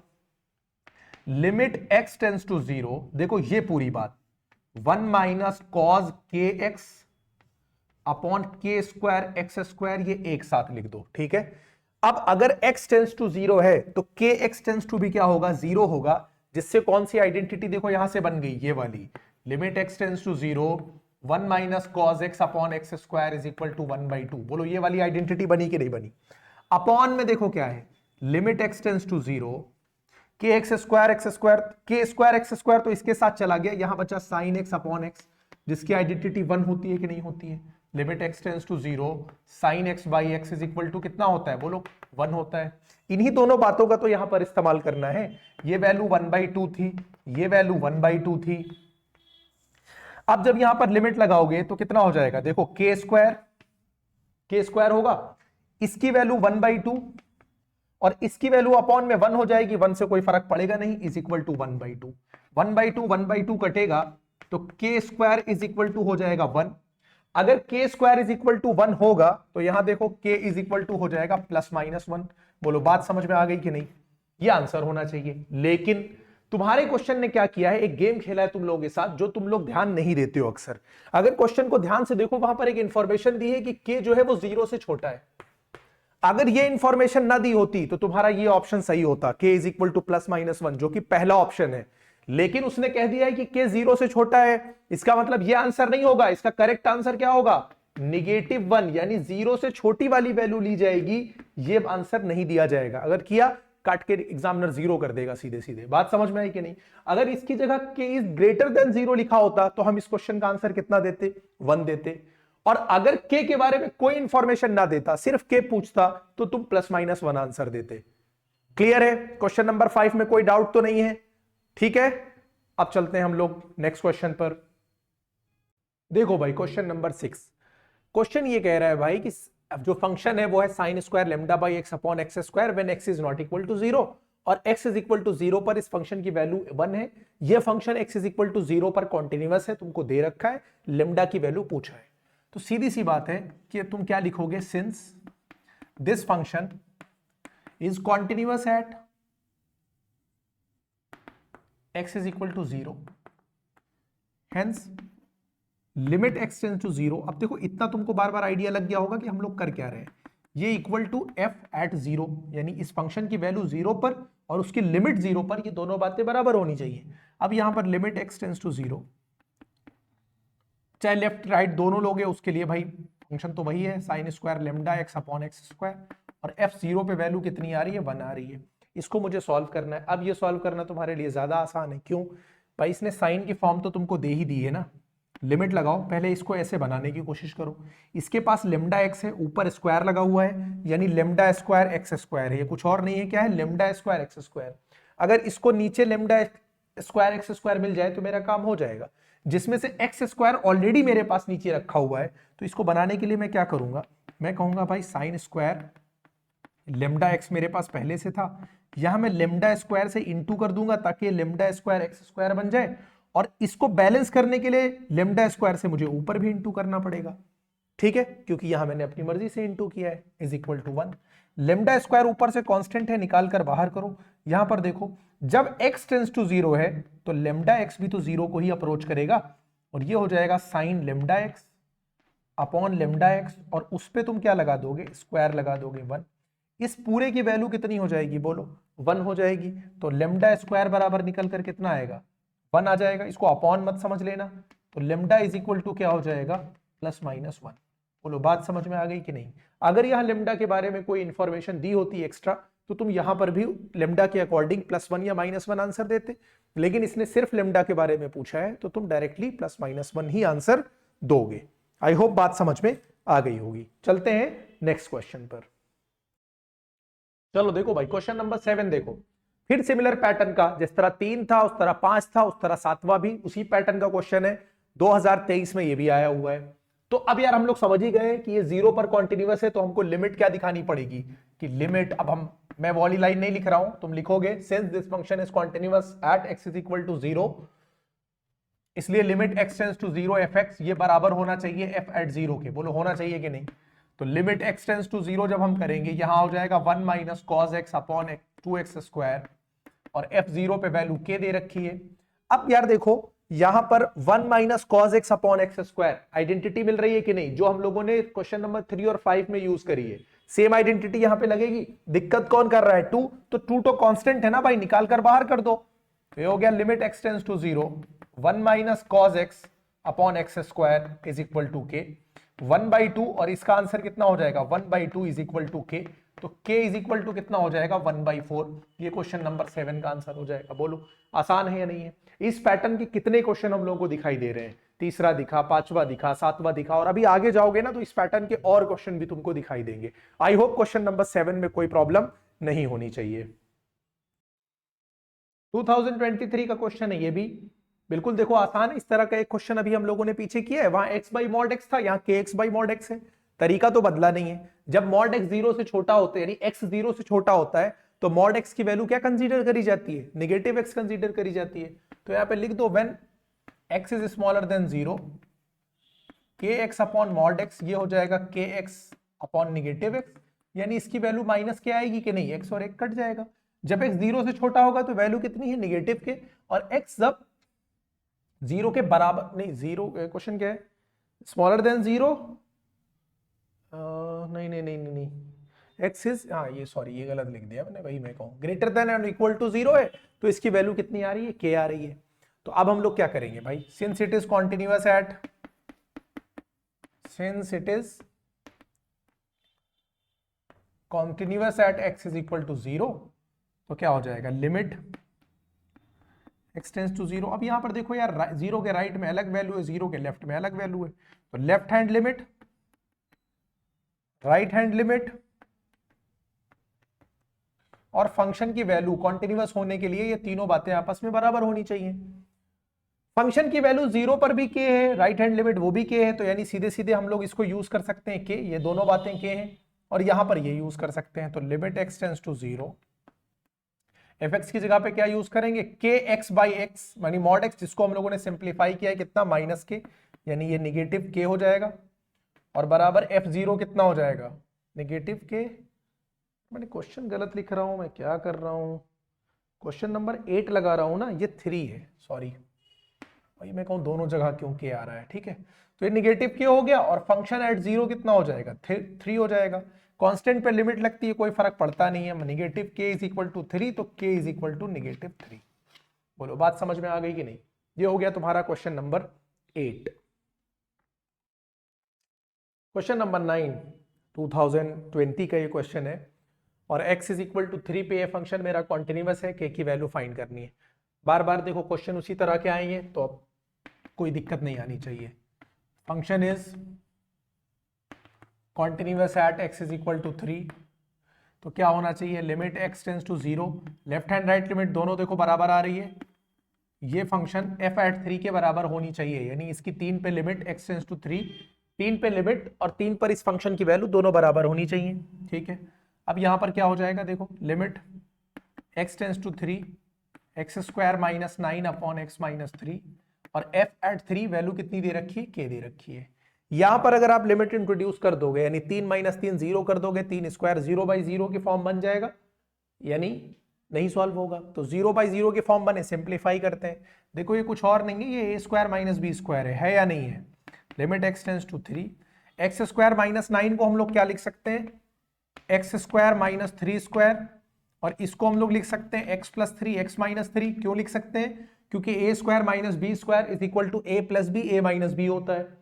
नीचे a माइनस बी यानी x माइनस 3 तुमको दिखाई दे रहा है पहले से, ये दोनों कट जाएंगे, सिंप्लीफाई होके ये x प्लस 3 ही तो बचेगा। बोलो बात समझ में आएगी कि नहीं। लिमिट लगा दो, 3 प्लस 3 बराबर k, यानी k बराबर कितना निकल कर आ गया, 6। ठीक है, दो नंबर तुम्हारा काम होता जा रहा है, 1 2 जितने भी नंबर का है क्या करना है, ठीक है। समझ में आ गया कि नहीं। ये हो गया तुम्हारा क्वेश्चन नंबर 9। क्वेश्चन नंबर 10 देखो, ये फंक्शन दे रखा है mod x minus mod x plus 1, और इसका पॉइंट ऑफ डिसकंटिन्यूटी बताना है, यानी कहां पर डिसकंटिन्यूअस हो रहा है, ठीक है। अब ये क्वेश्चन नंबर 10 है, number of points of discontinuity बता रहा है। तो अब हम लोग देखो कहां पर चेक करें। मॉड x के बारे में हम लोग जानते हैं कि जब ये फंक्शन अलग अलग तरह से बिहेव करता है, यानी अगर ये 0 से बड़ा होता है तो पॉजिटिव देता है, 0 से छोटा होता है तो निगेटिव देता है, ठीक है। तो अब अगर मेन पॉइंट हम यहाँ पर देखें, अगर इस मॉड x की बात करेंगे तो ये जब 0 से बड़ा होगा तो पॉजिटिव बिहेव करेगा, 0 से छोटा होगा तो निगेटिव x वैल्यू देगा। इसी तरह से अगर x प्लस 1 की बात करें तो ये निगेटिव 1 पे देखना पड़ेगा ना, कि भाई ये x plus 1 is equal to 0, तो x is equal to negative 1 हो जाएगा। यानी जब फंक्शन निगेटिव 1 से बड़ा होगा तो कैसा बिहेव करेगा, पॉजिटिव, निगेटिव 1 से छोटा होगा कैसा बिहेव करेगा, निगेटिव। तो हम लोग क्या करते हैं, पहले तो इस फंक्शन को सिंप्लीफाइड वर्जन में लाना पड़ेगा हमें, ठीक है। अब हम अगर एक नंबर लाइन पे मैं तुमको इस बात को समझाऊं तो मेन मेरे जो पॉइंट्स हैं वो एक तो 0 पे देखना पड़ेगा और एक निगेटिव 1 पे देखना पड़ेगा। बोलो बात समझ में आ रही है कि नहीं, ये ठीक है। इन दोनों पे चेक करना है। इन दोनों पे चेक करने के लिए मुझे इस फंक्शन के बारे में कहां जानकारी चाहिए, कि 0 के राइट में ये कैसा बिहेव कर रहा है, यानी 0 के राइट में क्या है, 0 के लेफ्ट में क्या है, निगेटिव 1 के राइट में क्या है, निगेटिव 1 के लेफ्ट में क्या है, देखना तो पड़ेगा ना, ठीक है। तो अब देखो हम इसको देखते हैं कि जब ये फंक्शन निगेटिव 1 से छोटा हो जाए, यानी इस वाली रेंज में आ जाए, और उसके बाद आगे देखेंगे। तो हम देखते हैं, चलो when x is less than negative 1, जब x निगेटिव 1 से छोटा हो जाएगा, यानी इधर इस एरिया में, तो ये फंक्शन क्या हो जाएगा। देखो जब वैल्यू निगेटिव, भाई निगेटिव 1 से छोटा है तो 0 से ऑलरेडी छोटा है, 0 से छोटा है तो जो मॉड x होता है वो निगेटिव x का काम करता है। ये बात समझ में आ गई, ठीक है। निगेटिव का साइन लगाए, निगेटिव का साइन लगा दो। उसके बाद अगर हम इसकी बात करें, x प्लस 1 की बात करें, तो निगेटिव 1 से इधर वाले जब केस में आएंगे तो इसकी जो वैल्यू होगी, यानी ये जो पूरी वैल्यू है ये माइनस से मतलब निगेटिव ही है ना, और जब निगेटिव वैल्यू होती है यानी निगेटिव 1 से छोटा होगा तो ये फंक्शन कैसा होगा, निगेटिव होगा, ठीक है। क्या बात हुई थी कि भाई जैसे x में देखा तो 0 से छोटा है तो इसने निगेटिव वैल्यू दिया, ये वैल्यू जब निगेटिव 1 से छोटी है तो ये वैल्यू भी निगेटिव वैल्यू देगी। एक निगेटिव यहां पहले से लगा हुआ था, ऐसे इसको लिखेंगे निगेटिव x प्लस 1। बोलो बात समझ में आ रही है कि नहीं। अब ये निगेटिव एक्स और ये निगेटिव, इस निगेटिव को क्या बना देगा बोलो पॉजिटिव, और x प्लस 1 हो जाएगा, x और माइनस एक्स कट जाएगा, फंक्शन की वैल्यू कितनी आ जाएगी 1 आ जाएगी। बोलो बात समझ में आ गई कि नहीं। अच्छा अब दूसरी जगह कहां देखना है कि जब मेरा जो x है वो निगेटिव 1 से बड़ा हो लेकिन 0 से क्या हो छोटा हो, यानी इस एरिया में अब मुझे देखना है इस एरिया में कैसे बिहेव कर रहा है, -1 के बराबर भी ले सकते हो। अच्छा अब देखो fx क्या हो जाए, मेरा फंक्शन कैसा हो जाएगा, अगर ये 0 से छोटा है तो ये जो मॉड x है ये तो निगेटिव x ही देगा, हाँ या ना। और ये फंक्शन अब क्या हो गया -1 से बड़ा हो गया, तो जैसे ये फंक्शन निगेटिव x से बड़ा हो जाएगा ये x प्लस 1 ही देगा, तो माइनस और x प्लस कितना हो गया 1। तो इसको जब हम थोड़ा सा सिंप्लीफाई करेंगे -x -1 तो हो जाएगा -2x - 1, यानी -2x - 1। बोलो बात समझ में आ गई कि नहीं। ये हो गया जब इसके बीच में है। अच्छा उसके बाद चलते हैं when x is greater than 0, यानी अब हम 0 के आगे जाएंगे। यहां पे पता कर लिया कि यहां पे मेरे फंक्शन की वैल्यू, इस केस में मेरे फंक्शन की वैल्यू कितनी है 1 है। इस एरिया में पहुंचा तो मेरा फंक्शन क्या है -2x - 1 है। अब इस एरिया में जब मैं पहुंचा, यानी जब मेरा x 0 से बड़ा हो जाएगा, तो जब x 0 से बड़ा हो जाएगा तो ये जो मॉड x है ये पॉजिटिव आंसर देगा, और ये भी कैसा देगा बोलो पॉजिटिव आंसर देगा। तो यही तो ये बनेगा। इसको जब मैं ओपन करूंगा तो x - 1 होगा, ये दोनों कट जाएंगे, ये फंक्शन क्या दे देगा -1 दे देगा। बोलो बात समझ में आ गई कि नहीं। अब इसी बात को यानी इस फंक्शन को हम लोग इस तरह से लिख सकते हैं कि इसकी वैल्यू कितनी है 1 है when x is smaller then -1। इसकी वैल्यू -2x -1 है कब, जब x मेरा -1 से बराबर और बड़ा और 0 से छोटा होगा, और इसकी वैल्यू -1 है जब वैल्यू x यानी ये 0 से बड़ी होगी। ये बात समझ में आ गई। ये जो मेरा फंक्शन दिया था इसको सिंप्लीफाइड करके मैंने इस तरह से बना दिया। अब बात समझ में आ गई।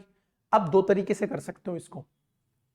एक तो इसका ग्राफ बना के तुम दिखा दो कि there is no point of discontinuity. क्यों, जब इधर छोटा चल रहा है -1 से तो वैल्यू 1 दे रहा है, उसके बाद कितनी दे रहा है x जब 0 से बड़ा हो रहा है तो कितना दे रहा है -1 दे रहा है, ठीक है। और उसके बाद इस बीच में -2x - 1 दे रखा है। यानी एक तरीका ये है कि मैं इस ग्राफ पे ऐसे दिखा दूं कि भाई अगर ये मेरा ग्राफ है, बात समझ में आ रही है कि नहीं, तो जब मेरी वैल्यू 0 तक यानी निगेटिव वैल्यू लेकर जब मैं आ रहा हूं तो मेरा आंसर कितना आ रहा है +1 आ रहा है, यानी यहां से मैं 1 लेकर चला आ रहा हूं, ठीक है। ये आ रहा है कहां तक -1 तक। जैसे यहां पे सपोज -1 है, ये 0 है, ये मान लो 1 है, और ये मान लो कितना है -1 है। बोलो बात समझ में आ रही है कि नहीं। तो जब मैं -1 तक आया हूं, कहां से, यहां से लेकर -1 तक, -1 से जब छोटी वैल्यू यहां तक लेकर आया तो मेरा फंक्शन 1 पे आ रहा है, ठीक है। जब मैं 0 से बड़ा हूं तो मेरा आंसर कितना आ रहा है -1, यानी 0 से बड़ा होने पर ये इस तरह से मेरा फंक्शन बिहेव कर रहा है, ये निगेटिव वैल्यू -1 दे रहा है। और उसके बीच में मेरे फंक्शन की वैल्यू -2x - 1 है, यानी ये। तो इस तरह से मुझे क्या मिल गया, एक कॉन्टिन्यूअस ग्राफ मिल गया जो कहीं से ब्रेक नहीं हो रहा है। तो यहां से मैं कह सकता हूं there is no point of discontinuity. बात समझ में आ गई कि नहीं।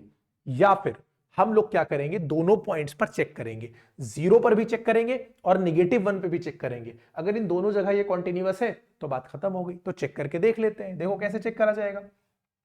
सबसे पहले हम लोग at x is equal to -1 पे चेक कर लेते हैं। तो जब हम लोग -1 पे चेक करेंगे तो लेफ्ट हैंड लिमिट अगर हम लेते हैं, लिमिट x टेंस टू, कहां पे चेक कर रहे हैं हम लोग -1 पे, और -1 पे हम लोग क्या ले रहे हैं, लेफ्ट हैंड लिमिट ले रहे हैं fx। निकाल लेते हैं भाई।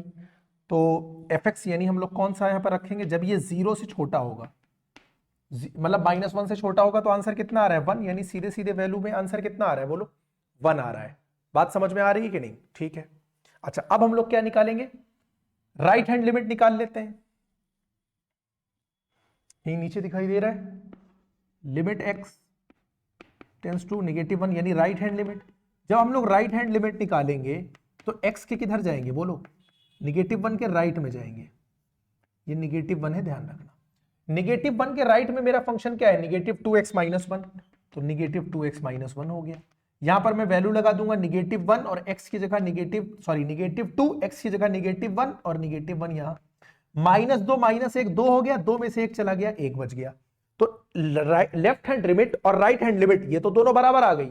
और अगर मैं f एट -1 की बात करूं, यहां दिखाई दे रहा है f एट -1, तो -1 के जब बराबर है तब भी तो यही फंक्शन आ रहा है -2x - 1। यहां पर जब लिमिट लगाऊंगा तो फिर मेरा आंसर कितना आएगा, 1 ही आएगा। तो 1 पे तो मैंने चेक कर लिया कि सॉरी -1 पे, -1 पे मैंने देखा कि मेरी लेफ्ट हैंड लिमिट, मेरी राइट हैंड लिमिट और -1 पे मेरे फंक्शन की वैल्यू ये तीनों बराबर हैं, तो इस पॉइंट पे तो कॉन्टिन्यूअस हो गया। अब यहां पर लिख देना since LHL is equal to RHL is equal to f at -1, hence this function is continuous at -1। ठीक है, अब दूसरा खतरा कहां पर है, 0 पर है। तो सेम काम हम कहां पे दिखाएंगे, eight x is equal to 0 पर भी सेम काम करेंगे, यानी left hand limit, right hand limit और x is equal to 0 पे निकाल लेंगे और उससे हमें आइडिया लग जाएगा कि भाई जो मेरा फंक्शन है वो कॉन्टिन्यूअस है। आई होप मैं 0 पे करके दिखाने की जरूरत नहीं है, तुम लोग इतने समझदार हो कि निकाल लोगे। जैसे मैंने -1 पे निकाली, तो 0 पे क्या करोगे आप, left hand limit, right hand limit और 0 पर इसकी वैल्यू, इन तीनों जगह पर चेक कर लेना और तुम्हारा आंसर आ जाएगा, यानी कॉन्टिन्यूअस दिखा देगा। तो जब 0 और -1 दोनों पे कॉन्टिन्यूअस हो जाएगा तो आप बोल दोगे कि ये फंक्शन क्या है, कॉन्टिन्यूअस है, यानी there is no point of discontinuity. ये हो गया तुम्हारा क्वेश्चन नंबर 10। देखो क्वेश्चन नंबर 11 पर आ जाओ। यहां पर क्या करना है, देखो यहां पर ये कॉन्टिन्यूअस है 3 पर और k की वैल्यू फाइंड करनी है, तो फिर वही काम, since this function is continuous at x is equal to 3, पहला काम तो ये हो गया। तो जो लिमिट होगी मेरी x टेंस टू 0 fx, ये f एट 3 के बराबर होगी। लेफ्ट हैंड राइट हैंड दोनों क्यों नहीं इंट्रोड्यूस कर रहे हैं, क्योंकि निगेटिव मतलब 3 के जब बराबर नहीं है तो ये फंक्शन है, यानी लेफ्ट राइट दोनों बराबर होगा 3 के। ठीक है, तो इसके बराबर होना चाहिए। तो अब हम लोग लगा देते हैं limit x tends to 0, function मेरा क्या है x plus 3 square minus 36 upon x minus 3 when x sorry is equal to f at 3, कितना दे रखा है, k दे रखा है। इसको मुझे सॉल्व करना है, लिमिट लगाऊंगा 0/0 की फॉर्म बन रही है, तो मुझे पहले इसको क्या करना पड़ेगा, सिंप्लीफाई करना पड़ेगा। सिंप्लीफाई आप अलग रफ में भी कर सकते हो, देखो x प्लस 3 का स्क्वायर करो और 36 को तुम 6 का स्क्वायर लिख सकते हो अपॉन x माइनस 3, ये a square plus b square करोगे, sorry a square minus b square, तो a प्लस b और a माइनस b हो जाएगा upon x minus 3, x plus 9 हो जाएगा ये, और x minus 3 by X minus 3 हो जाएगा। ये दोनों एक दूसरे को काट देंगे तो x माइनस 9 बचेगा, नहीं x प्लस 9 बचेगा। तो ये हो गया x plus 9 is equal to k। Limit लगा दो, कितनी लिमिट दे रखी है, x टेंस टू 3 है, सॉरी 3 पे कॉन्टिन्यूअस है, x टेंस टू 3, तो सीधे सीधे जब लिमिट लगाओगे 3 plus 9 is equal to k, तो k इज इक्वल टू 12, ये आंसर आ जाएगा। ठीक है, क्वेश्चन नंबर 11 हो गया तुम्हारा ये। चलो चलते हैं नेक्स्ट क्वेश्चन पर, ये है तुम्हारा क्वेश्चन नंबर 12। ए और बी की वैल्यू देखो यहां पर फाइंड करनी है, ए और बी की वैल्यू। 4 नंबर का क्वेश्चन ये आया है प्रीवियस ईयर में, 2018 में शायद। तो यहां पर ए और बी की वैल्यू फाइंड करनी है, और ये नेगेटिव पाई से 0 मतलब नेगेटिव पाई से बड़ा 0 से छोटा है, तो ये फंक्शन है। x बराबर 0 पर ये है और x इज ग्रेटर देन 0 पर ये दे रखा है, और फंक्शन बोला है कि भाई 0 पर कॉन्टिन्यूअस है। तो तुम सबसे पहला काम तो वही कर दोगे ना, since this function is continuous at x is equal to 0, तो क्या होना चाहिए, limit x tends to 0 fx, यानी इसकी लेफ्ट हैंड लिमिट। अब देखो दोनों क्यों दिखानी है, क्योंकि यहां पर लेफ्ट हैंड राइट हैंड दोनों मुझे साफ साफ दिखाई दे रही है कि लेफ्ट हैंड अलग है, 0 से छोटे होने पर अलग है, 0 से बड़े होने पर अलग है, और f एट 0, ये तीनों बातें आपस में बराबर होनी चाहिए। अब यहां पर जब x 0 से छोटा है, यानी लेफ्ट हैंड लिमिट का मतलब क्या, 0 के लेफ्ट में आएंगे, 0 से लेफ्ट में यानी 0 से छोटी वैल्यू, तो ये वाला फंक्शन काम करेगा मेरा। तो limit x tends to 0 x plus sine x upon sine a plus 1x, ये हो गया, is equal to limit x tends to 0, यहां पर कौन सी हम लोग निकाल रहे हैं, राइट हैंड लिमिट, यानी 0 के राइट में जाएंगे तो ये लगा देंगे 2 e की power sign bx minus 1 upon bx, और उसके बाद f एट 0, ये तीनों आपस में बराबर होने चाहिए। बोलो बात समझ में आ रही है कि नहीं।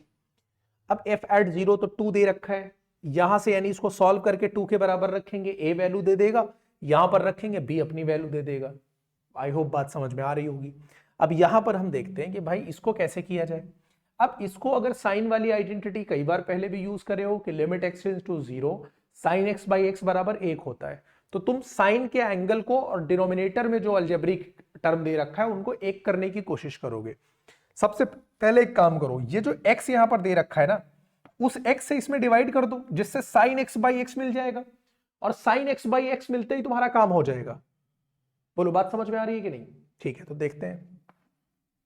लिमिट x टेंस टू 0 करते हैं। जब x से डिवाइड करोगे, देखो डिवीजन में है x, इस x से जब डिवाइड करोगे तो x बाई एक्स 1 मिलेगा और plus sine x by X मिल जाएगा। बोलो बात समझ में आ गई कि नहीं?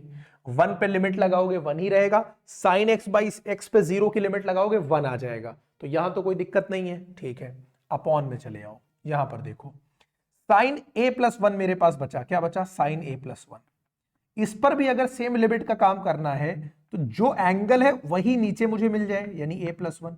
ये मैंने अपनी मर्जी से डिवाइड किया, तो इसको बैलेंस करने के लिए मुझे a प्लस 1 से ही नीचे क्या करना पड़ेगा? बोलो इनटू भी करना पड़ेगा कि नहीं?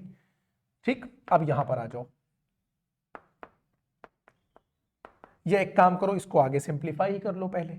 अब लिमिट को तुम एक काम करो, देखो ये जो a प्लस 1 तुमको दिखाई दे रहा है ये कांस्टेंट वैल्यू है, इसको बाहर निकाल लो, तो 1 अपॉन a प्लस 1 ये चुपचाप भाई साहब बाहर निकल आए। लिमिट x टेंस टू 0, ये 1 पे तुम लगाओ, plus limit x tends to 0, ये साइन x बाई एक्स पे अलग लगाओ, अपॉन लिमिट, अब देखो यहां पर कितना था? a प्लस 1 था ना भाई, x यहां पर लेकर आओ, यानी x को तुम्हें यहां रखना ही रखना पड़ेगा भाई। तो तुम एक काम करो, यहां पर x को रखा रहने दो, यहां पर भी x को लेकर आओ, ठीक है, उससे कोई फर्क पड़ेगा नहीं। अब ये जो तुम a प्लस 1 के साथ जो x आएगा ना वो डिवीजन में चला जाएगा, ठीक, बस इतना ध्यान रखना। अब यहां से ये a plus 1 x tends to क्या हो जाएगा? 0 हो जाएगा, तो ये हो गया sine a plus 1 x upon a plus 1 x. बोलो बात समझ में आ गई कि नहीं? अब जब लिमिट लगेगी, दिखाई दे रहा होगा तुमको, तो तुम्हारा काम हो जाएगा। या पहले मैं इसी को सॉल्व भी कर देता हूं तुम्हारे लिए। अब ये जो आगे करोगे तो 1 अपॉन a प्लस 1 आ जाएगा, यहां पर लिमिट 1 पर लगाओगे तो 1 आएगा, plus sine x by x पे लगाओगे तो 1 आ जाएगा, और जब नीचे लगाओगे लिमिट यहां पर भी तो sine a plus 1 by x, और ये सेम हो गया, यहां भी 1 आ जाएगा।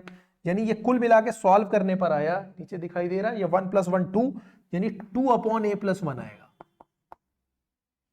ठीक है, ये पूरा सॉल्व करोगे, ठीक है, मेरा बोर्ड नीचे जा रहा है, तुम कॉपी पे प्रॉपरली करना। यहां पर देखो, यहां पर एक लिमिट अभी हम लोगों ने पढ़ी थी कि जब x टेंस टू 0 होता है तो e की power x minus 1 upon x बराबर 1 होता है। कब? जब लिमिट x टेंस टू 0 होती है। इसको भी वही बनाने की कोशिश करो ना भाई। दो कांस्टेंट है तो बाहर चला जाएगा, बोलो दो कांस्टेंट है, बाहर ले लिया मैंने इसको।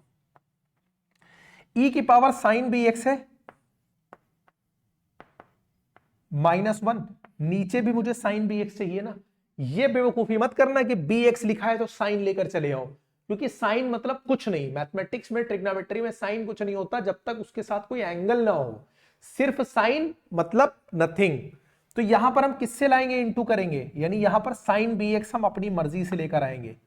बोलो बात समझ में आ गई कि नहीं? हमने क्या किया? साइन बी एक्स हम लेकर आए अपनी मर्जी से। साइन बी एक्स जब हम डिनोमिनेटर में अपनी मर्जी से लेकर आए हैं तो साइन बी एक्स हम ऊपर भी लाना पड़ेगा हमको, ताकि ये बैलेंस बनाए रखे। और बी एक्स यहां पहले से था, वो इसके साथ लिख दो। और f0 पे हमको पता है कि भाई ये फंक्शन कितना है? 2 है। आई होप यहां तक बात समझ में आती जा रही होगी। अब देखो यहां पर इसको थोड़ा सा सॉल्व करते हैं। ये हो गया 2, और इस पूरी बात पे अगर हम लिमिट लगा दें, देखो लिमिट जब x टेंस टू 0 है तो sine b x tends to भी 0 ही होगा, ठीक है, क्योंकि बी एक्स 0 हो जाएगा तो साइन बी एक्स भी 0 ही देगा, क्योंकि साइन 0 की वैल्यू 0 होती है। Sine b x tends to 0, तो ये बना e की power sine b x -1 upon sine b x. तो यहां कौन सी आइडेंटिटी बोलो बन जाएगी? ये वाली बन जाएगी। और इस पे तुम अलग लिमिट लगा दो, x टेंस टू 0 है तो बी एक्स टेंस टू भी तो 0 होगा, तो sine b x upon b x कर दो। अब यहां पर जब लिमिट लगाओगे तो भाई ये आ जाएगा 2, इसकी वैल्यू आ गई 1, उसकी वैल्यू आ गई 1, तो बराबर 2, कुल मिला के ये तो ओ भाई बी कहां चला गया इसमें मेरा, एक मिनट जरा क्वेश्चन चेक करने दो मुझे। चलो कोई नहीं भाई, सही जा रहा हूं, बी नहीं आएगा, ठीक है। तो ये 2 आ गया, ये भी 2 आ गया। अब ये यहां से पूरा सॉल्यूशन करने के बाद रिजल्ट क्या आया कि 2/a+1 बराबर 2 है ना। यहां से ये पता चला कि b से तो कोई लेना देना है ही नहीं भाई, तो सबसे पहले 2/a+1 बराबर 2 लिखा, 2 कट गया, a+1 बराबर 1 आया, तो a बराबर कितना आ गया 0, तो a की वैल्यू 0 आ गई। और b क्या हो जाएगा, b belongs to real number. क्यों, b पे डिपेंडेंट ही नहीं है भाई मेरा फंक्शन, b मेरे लिए कोई मैटर ही नहीं कर रहा है। यहां पर जब हमने लिमिट लगाई तो b तो गायब हो गया, मेरा आंसर कितना आ गया, सीधे सीधे 2 आ गया। जब मेरा आंसर सीधे सीधे 2 आ गया, इसका मतलब b की वैल्यू मेरे लिए मैटर कर ही नहीं रही है। मैं यहां पर कोई भी वैल्यू b की ले लूंगा, वो लिमिट लगाने पर मुझे आंसर 2 दे देगा। b की वैल्यू मेरे लिए मैटर नहीं कर रही है, इसका मतलब b की मैं कोई भी वैल्यू यहां पे ले सकता हूं, इसका मतलब b r से बिलोंग कर रहा है। बोलो ये बात समझ में आ गई कि नहीं। और left hand limit, right hand limit और फंक्शन को मैंने बराबर दिखाया है, ठीक है। थोड़ा सा गंदा हो गया मतलब सॉल्व करने में, तुम इसको प्रॉपरली नोट कर लो एक जगह पर। इंपॉर्टेंट क्वेश्चन है और बहुत ही अच्छा क्वेश्चन है ये। चलो भाई देखो क्वेश्चन नंबर 13। भाई दिक्कत ये है कि ये फंक्शन मेरा π/2 पे कॉन्टिन्यूअस है और p और q की वैल्यू निकालने को बोल रहे हैं, दोनों वैल्यू मुझे निकालनी है। अब अगर ये कॉन्टिन्यूअस है π/2 पे, तो इसका मतलब left hand limit, right hand limit और फंक्शन की π/2 पे वैल्यू ये सब बराबर होनी चाहिए। So then since this function is continuous at x is equal to π/2, तो लिमिट x टेंस टू π/2, ये लेफ्ट हैंड लिमिट की हम लोग बात कर रहे हैं, fx is equal to limit x tends to π/2, fx is equal to f at π/2, ये तीनों बातें आपस में बराबर होनी चाहिए। तुम एक काम करो, देखो लास्ट क्वेश्चन में हम लोगों ने क्या किया था, पूरा एक साथ लेके चले थे, बहुत लेंदी हो गया था। तो तुम एक काम करो, इन दोनों को एक साथ ले लो, फिर इन दोनों को एक साथ ले लेना, ताकि अलग अलग सॉल्व हो जाएगा, ठीक। तो हम लोग क्या करते हैं, इन दो बातों को एक साथ पहले ट्रीट करते हैं, ठीक है। ये मैं बना देता हूं, इधर चलते हैं हम लोग। तो ये हो गया लिमिट x टेंस टू π/2, तो जब हम लोग लेफ्ट हैंड लिमिट की बात कर रहे हैं तो ये हो जाएगा 1 माइनस साइन क्यूब x, क्योंकि यहां पर ही वो छोटा दे रहा है ना, π/2 से छोटा है। और f π/2 की वैल्यू कितनी हो जाएगी, p, ये दोनों आपस में बराबर होंगे। अब मैं इसको सॉल्व कर लूं, यहां पर अगर मैं लिमिट लगाऊंगा तुरंत मामला गड़बड़ हो जाएगा, क्यों, क्योंकि 0/0 की फॉर्म बन जाएगी। तो अब हम लोग क्या करते हैं, पहले इसको सॉल्व करते हैं। तो देखो 1 माइनस साइन क्यूब x है जो, इसको थोड़ा सा सिंप्लीफाई करो, और वो सिंप्लीफिकेशन आप इधर भी कर सकते हो, मतलब फेयर वर्क में दिखा देना। देखो 1 minus sine cube x upon 3 cos square x, ये कुछ तुमको a cube minus b cube की फॉर्म दिखाई दे रहा है कि नहीं, a cube minus b cube, तो एक ब्रैकेट में तो हो जाएगा a माइनस बी, और एक में हो जाएगा a स्क्वायर यानी 1 प्लस बी स्क्वायर यानी sine square x plus a b यानी साइन x, अगर फॉर्मूला याद है तो। और 3 और कॉस स्क्वायर x को लिख सकते हैं 1 माइनस साइन स्क्वायर x। देखो ये हो गया 1 माइनस साइन x, ये हो गया 1 plus sine square x plus sine x, और ये हो गया 3। 1 माइनस साइन स्क्वायर x को 1 प्लस साइन x और 1 माइनस साइन x हम लोग लिख सकते हैं, क्यों, a square minus b square बराबर क्या होता है, a plus b, a minus b होता है। 1 माइनस साइन कट गया, तो मेरे पास बचा क्या, 1 plus sine square x plus sine x, और 3 1 प्लस साइन x, साइन π/2 1 देता है, यानी अब मैं ये लगाऊंगा तो मुझे दिक्कत नहीं आएगी। तो इसको जब मैंने सिंप्लीफाई किया तो मुझे मिला limit x tends to π/2, 1 plus sine square x plus sine x upon 3 1 plus sine x, बोलो यही तो मिला मुझे, और इज इक्वल टू मुझे p मिला। अब मैं लिमिट आसानी से लगा सकता हूं, 1 plus sine square π/2 plus sine π/2 plus 3 1 plus sine π/2 is equal to p।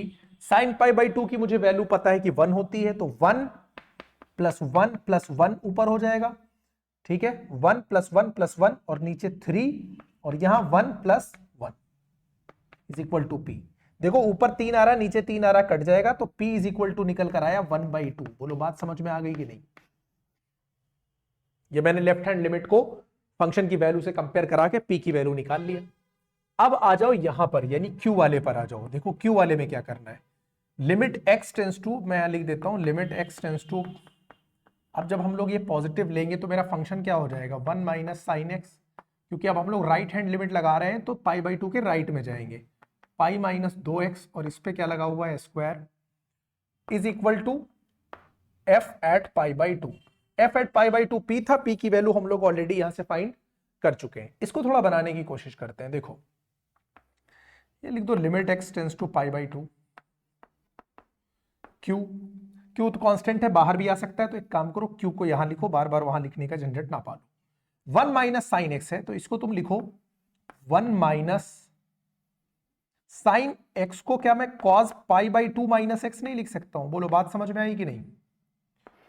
और अपॉन यहां देखो, देखो अगर ये कुछ 1 माइनस कॉस एक्स है और ये एक्स स्क्वायर मिल जाए, देखो 1 माइनस कॉस एक्स है, ये एक्स स्क्वायर मिल जाए तो तुरंत मेरा काम हो जाएगा, 1/2 वाली आइडेंटिटी लग जाएगी कि नहीं लग जाएगी? तो 1 माइनस कॉस एक्स तो पूरा बना लिया, इसका मुझे स्क्वायर चाहिए। यहां पाई माइनस 2x का स्क्वायर है, मुझे π/2 माइनस एक्स का होल स्क्वायर चाहिए। उसके लिए मैं क्या करूंगा, देखो स्क्वायर के अंदर में डिवाइड करूंगा किससे, 2। तो स्क्वायर के अंदर जब मैंने इसे डिवाइड किया तो ये बन गया कि नहीं भाई, 2 से इसने डिवाइड किया, अपनी मर्जी से मैंने डिवाइड किया है, पाई में 2 से, यहां भी 2 से, पाई में किया π/2 हो गया, 2x में किया x हो गया, ये बन गया कि नहीं? मैंने अपनी मर्जी से स्क्वायर के अंदर 2 घुसेड़ा है। स्क्वायर के अंदर 2 का समझ रहे हो मतलब, यानी वो 2 नहीं है, वो 4 है, क्योंकि स्क्वायर के अंदर 2 है, उस पे स्क्वायर लगा हुआ है।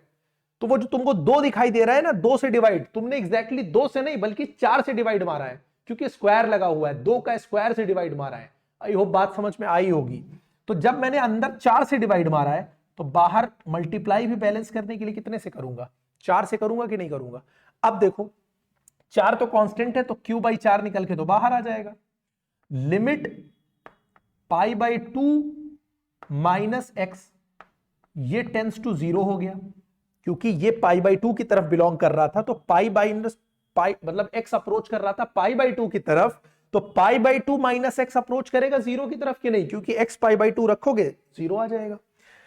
और ये क्या हो गया, 1 minus cos π/2 minus x upon π/2 minus X का स्क्वायर। और ये आइडेंटिटी यार तुम लोगों को स्टार्टिंग की 5 आइडेंटिटी में मैं लिखा चुका हूं। ये p आया और p की वैल्यू 1/2 आ ही चुकी है, तो ये हो गया q/4। इसका आंसर आएगा 1/2। आप ब्रैकेट में वो आइडेंटिटी लिख दोगे, 1/2 कट जाएगा तो q बराबर कितना निकल कर आ जाएगा, 4 आ जाएगा। ये मेरा आंसर हो जाएगा मेरे क्वेश्चन नंबर 13 का। बोलो समझ में आया या नहीं? चलो क्वेश्चन नंबर 14, फंक्शन कॉन्टिन्यूअस है 0 पर और तुमको a और b दोनों की वैल्यू निकालनी है। फंक्शन की 0 पर वैल्यू 2 दे रखी है। अब यार देखो बार बार वो since this function is continuous, वो हर क्वेश्चन में काम है, अब तुम लोग लिख लेना कहां तक मैं लिखूं। तो since this function is continuous at x is equal to 0, तो हम क्या दिखाएंगे कि भाई इसकी जो लेफ्ट हैंड लिमिट है और इसकी जो राइट हैंड लिमिट है ये किसके बराबर होनी चाहिए, f एट 0 के बराबर होनी चाहिए। एक एक करके ट्रीट करो, पहले इसको इसके बराबर रखो, फिर इसको इसके बराबर रखो, ठीक है, ताकि लेंदी ना लगे। तो मैं 2 तरह से यहाँ पे देखो, सबसे पहले ये वाला फंक्शन ले लेते हैं। तो लिमिट x टेंस टू 0, ये हो गया तुम्हारा sine a plus 1x plus 2 sine x upon x is equal to f at 0। f at 0 2 दे रखा है, यहां पर लिमिट देखो x से तुम क्या करो, डिवाइड कर दो, तो हो जाएगा लिमिट x टेंस टू 0।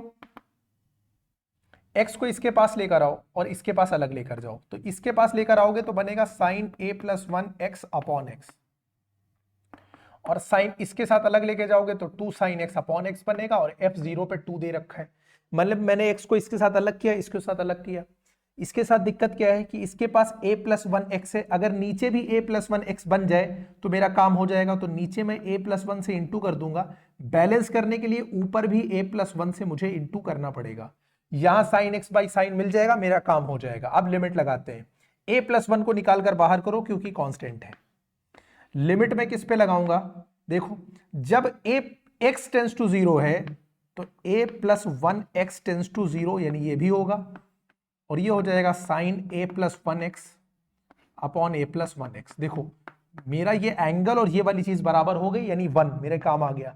दो कांस्टेंट है, निकाल कर बाहर करो, limit x tends to 0 sine x by x हो गया और मेरा काम हो गया। अब देखो ये a प्लस 1 है, इस यहां पे लिमिट लगेगी, कितना आ जाएगा 1, प्लस 2 यहां पे लिमिट लगेगी, कितना आ जाएगा 1 इज इक्वल टू ये हो गया 2, तो a प्लस 1 बन जा a plus 1 plus 2 is equal to 2, तो ये हो जाएगा a plus 3 is equal to 2, तो a is equal to 2 minus 3, तो a इज इक्वल टू आ जाएगा -1। बोलो बात समझ में आ गई कि नहीं? ये हम लोगों ने a की वैल्यू निकाल ली। अब हम लोग चलते हैं राइट हैंड लिमिट से b की वैल्यू निकालने की कोशिश करते हैं। ठीक है, तो fx यानी ये हो गया 1 plus b x minus 1 upon x is equal to f at 0।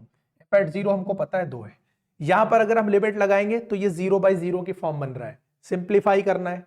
Simplify कैसे करो, ये a माइनस बी की फॉर्म में है, इसमें a प्लस बी से तुम इंटू कर डालो, तो limit x tends to 0।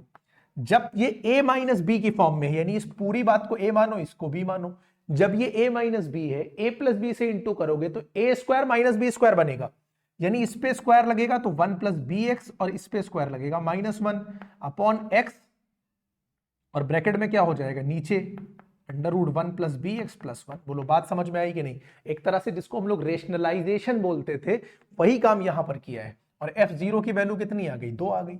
Rationalise किया हम लोगों ने, 1 और -1 कट गया, यहां बचेगा bx, तो ये x इसको भी काट देगा।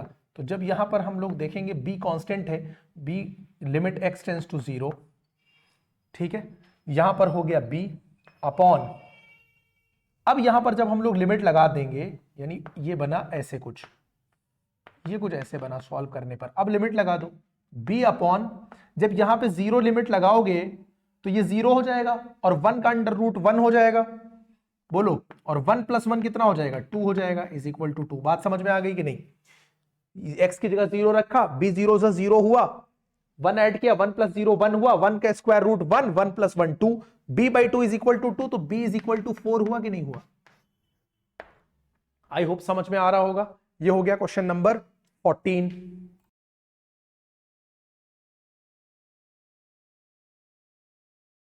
ठीक है, क्वेश्चन नंबर 15 देखो यार, ये जो क्वेश्चन है ना, ये कॉन्टिन्यूअस है x इज इक्वल टू 0 पर, और मुझे वैल्यू निकालनी है a की।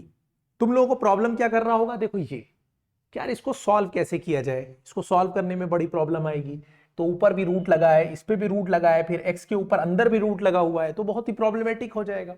ठीक है, और ये फंक्शन है, ये कॉन्टिन्यूअस है किस पे? x इज इक्वल टू 0 पर। Since this function is continuous at x is equal to 0। अब x is equal to 0 पे continuous है, इसका मतलब लिमिट x टेंस टू 0। अब देखो लेफ्ट हैंड लिमिट अलग है, राइट हैंड लिमिट अलग है या नहीं है? अच्छा, और f एट 0, ये तीनों बातें आपस में बराबर होनी चाहिए, उसके लिए मुझे सॉल्व करना पड़ेगा। अब यार देखो, जितने लोग इस पर, ये ट्रैप है एक तरह का, जितने लोग इस पर फोकस कर रहे हैं ना कि ये कैसे सॉल्व होगा, वही प्रॉब्लम है। इसको भाई सॉल्व करने की जरूरत ही नहीं है ना, मुझे a की वैल्यू फाइंड करनी है, और वो मैं चाहे LHL के बराबर ले आऊं चाहे RHL के बराबर ले आऊं, दोनों केस में a अपनी वैल्यू दे देगा। भाई ये तीनों बातें आपस में बराबर है, चाहे मैं इन दोनों को सॉल्व करके निकाल लूं, चाहे मैं इन दोनों को सॉल्व करके a की वैल्यू निकाल लूं। मैं किसको सॉल्व करूंगा? जो मुझे सॉल्व करने में आसानी दे। और मैं देख रहा हूं कि इसको सॉल्व करने में प्रॉब्लम होगी, लेकिन इसको सॉल्व करने में प्रॉब्लम नहीं है, क्योंकि इस तरह के कई क्वेश्चन पीछे हम लोग हैंडल करके आए हैं। तो हम लोग क्या करेंगे? इसको सॉल्व करेंगे, ये कंसीडर ही नहीं करेंगे भाई, राइट हैंड लिमिट पे ध्यान ही नहीं देंगे। बात समझ में आई कि नहीं? इसका कोई काम ही नहीं पड़ेगा। तो limit x tends to 0, left hand limit हम लोग लगा रहे हैं, तो 1 minus cos 4x upon x square हो गया, is equal to f at 0 रख दो, सॉल्व कर लेते हैं। यहां पर यार हम लोगों ने फॉर्मूला पढ़ा था कि लिमिट x टेंस टू 0 हो और 1 minus x upon x square हो जाए तो आंसर 1/2 आ जाता है। यानी कॉस के साथ जो एंगल लगा हुआ है उसका यहां पे स्क्वायर होना चाहिए, यही तो होता है। कॉस के साथ एंगल है 4x, और यहां पर क्या हो जाता? अगर ये 16x स्क्वायर हो जाता तो मेरा काम हो जाता कि नहीं। तो एक काम करो, इसको 16 से कर दो मल्टीप्लाई। डिनोमिनेटर में 16 से मल्टीप्लाई जब तुमने किया ही है तो ऊपर भी तुमको करना पड़ जाएगा। कर दिया। 16 है कांस्टेंट, निकाल कर बाहर करो। लिमिट x, और x टेंस टू 0 है तो 4x टेंस टू भी 0 ही होगा। 1 माइनस कॉस 4x लिखो और इसको 4x का स्क्वायर लिख दो। बोलो बात समझ में आई कि नहीं। और f0a दे रखा है। इस पूरे की वैल्यू बताओ 1/2 होगी कि नहीं होगी। डायरेक्ट आइडेंटिटी, स्टार्टिंग में ही 5 लिखाई थी तो a बराबर 8 आया कि नहीं आया। बोलो आसानी से क्वेश्चन लगा कि नहीं लगा। अब अगर तुम इसके ट्रैप में फंस जाते और बैठ के इसको सॉल्व करने लगते तब तो लग चुका था ये। क्लियर हो गई बात। क्वेश्चन नंबर 15 समझ में आ रहा है कि नहीं समझ में आया है। देखो भाई, फंक्शन है 0 पे कॉन्टिन्यूअस और k की वैल्यू फाइंड करनी है।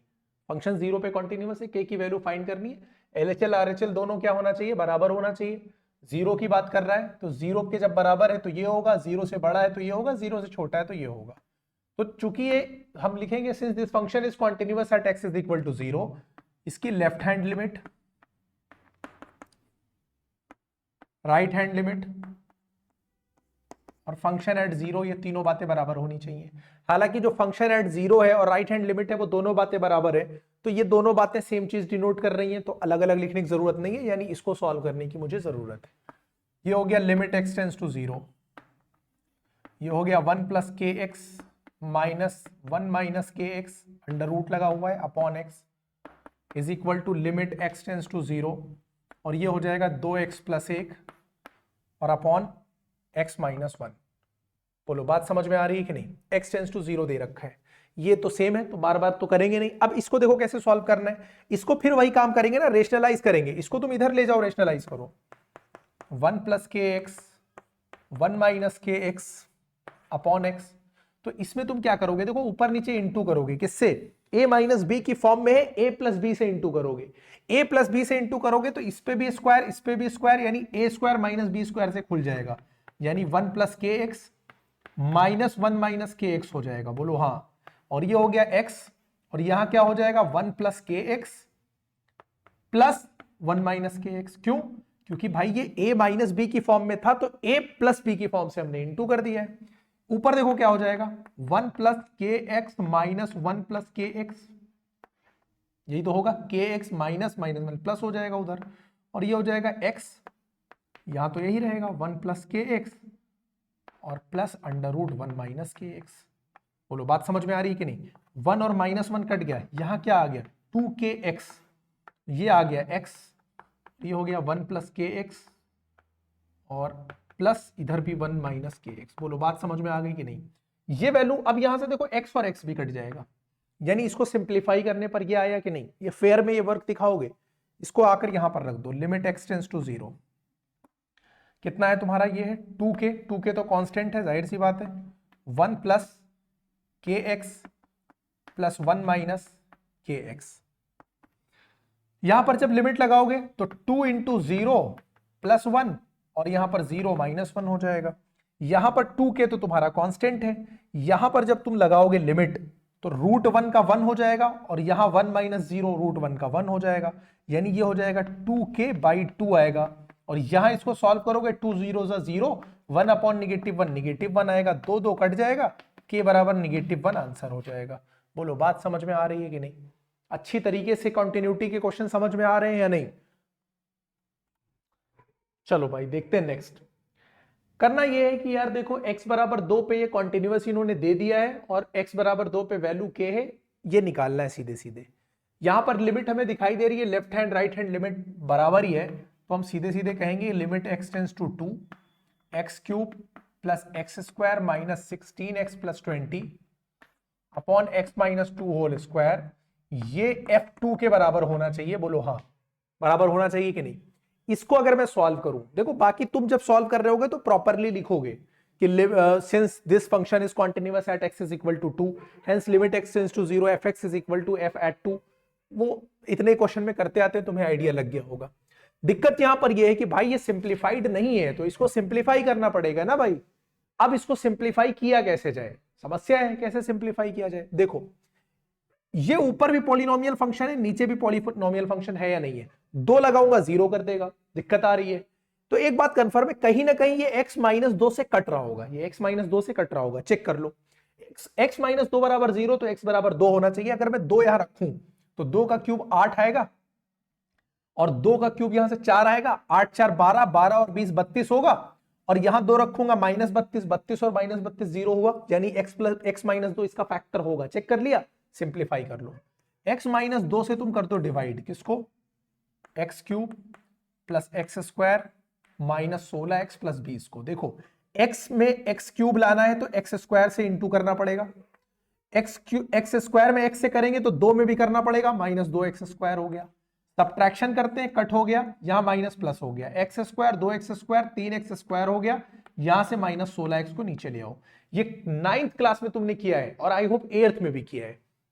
अब x में कितने से इंटू करें 3x स्क्वायर आ जाए, तो 3x से करोगे तो 3x into x 3x square, 3x 2 से करोगे माइनस 6x हो जाएगा, फिर माइनस करोगे तो साइन बदलेगा, ये कट जाएगा, minus 16x plus 6x minus 10x हो जाएगा, यहां से 20 को उतार लो।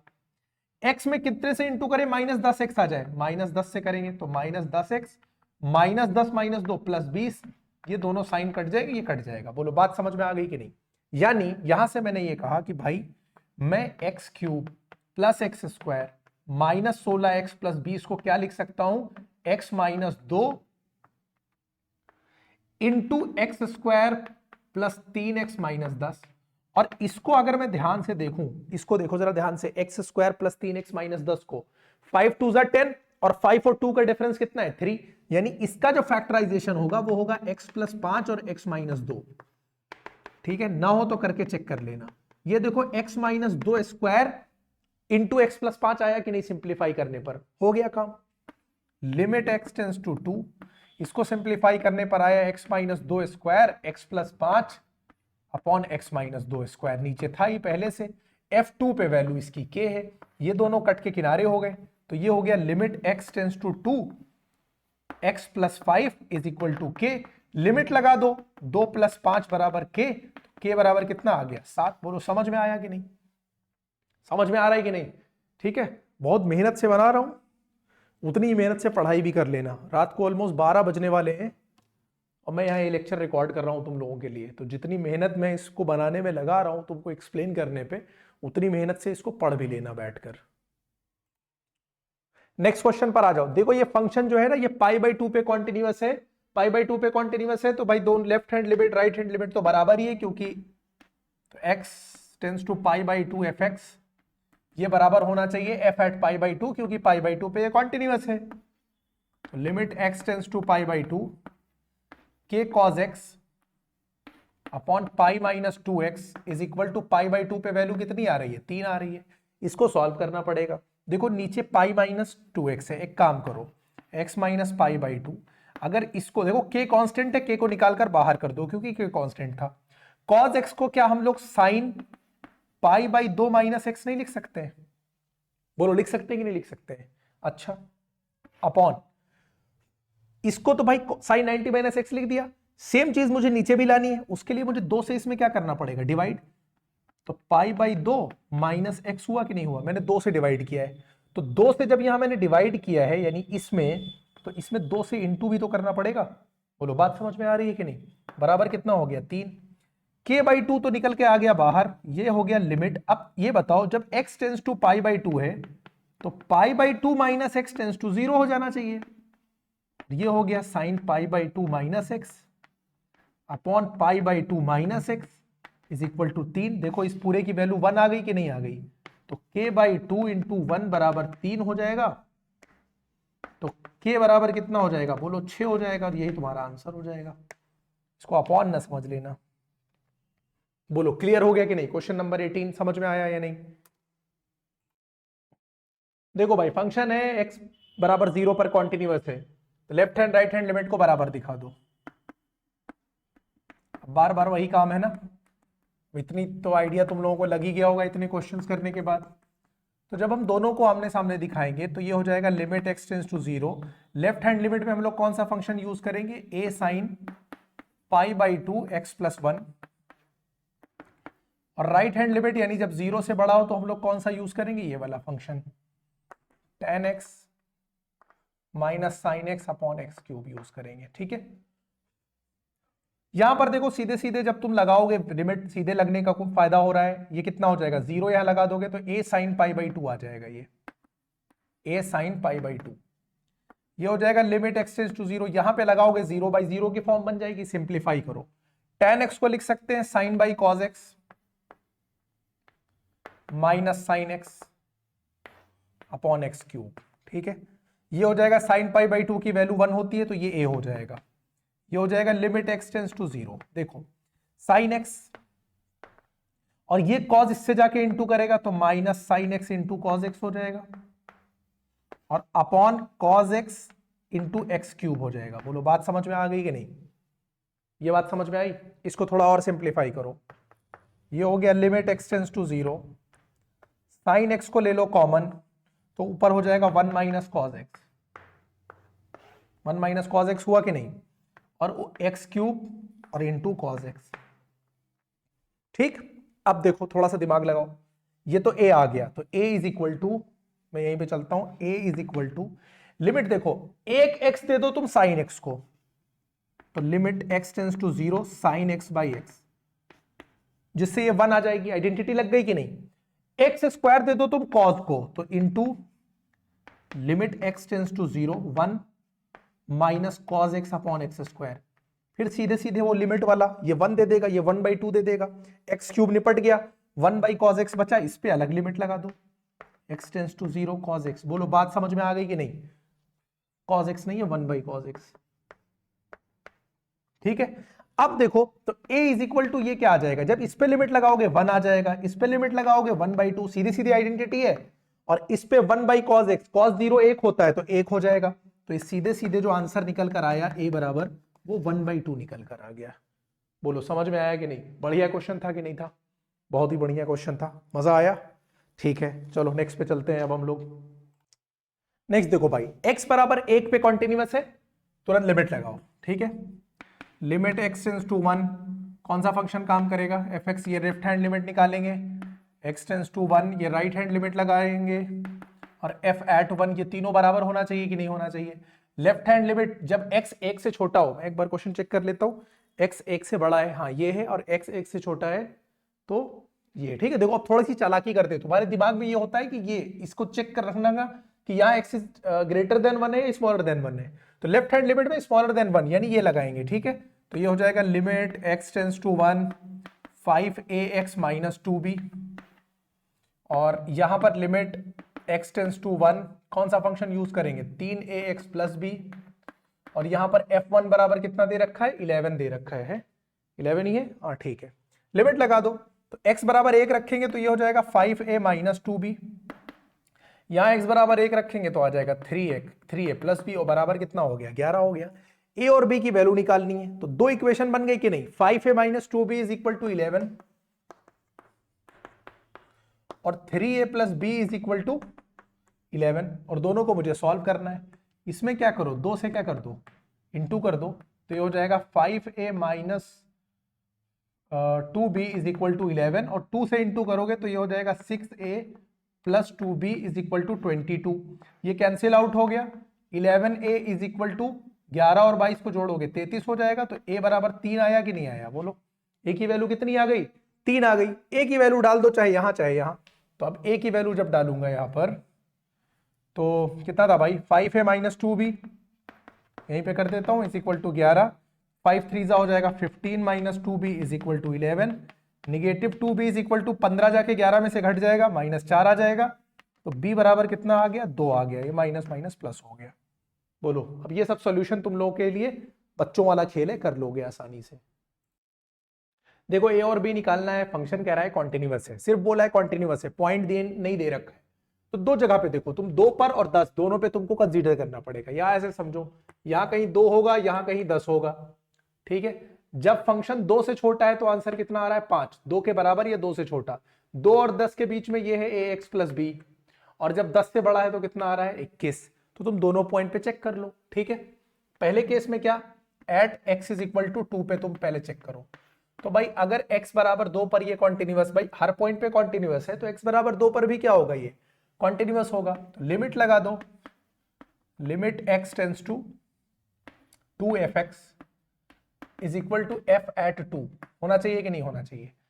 अब देखो यहां पर राइट हैंड लिमिट लगेगी कि नहीं लगेगी भाई? 2 से बड़ा है x, तो यहां पर ये वाली लिमिट लग जाएगी ax प्लस b, तो ये हो जाएगा limit x tends to 2 ax plus b, और ये बराबर f2 बराबर कितना देखो 5 आ रहा है, यहां पे लिमिट लगाओगे तो ये हो जाएगा 2a plus b is equal to 5। ये एक इक्वेशन बन के तैयार हो जाएगा।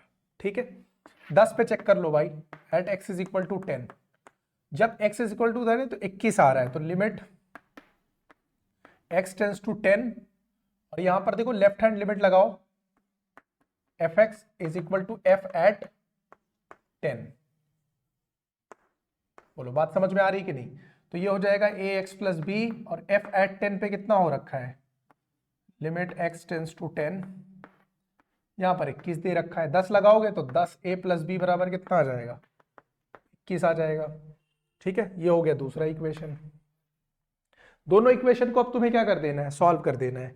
तो ये हो जाएगा तुम्हारा 2a plus b is equal to 5, ये हो जाएगा 10a plus b is equal to 21। जब घटाओगे तो ये कट जाएगा, 2a में से 10 ले जाएगा -8a हो जाएगा, 5 में से 21 जाएगा -16 कट जाएगा, तो a बराबर 16/8 यानी 2 आ जाएगा। बोलो a बराबर कितना निकल कर आया, 2 निकल कर आया।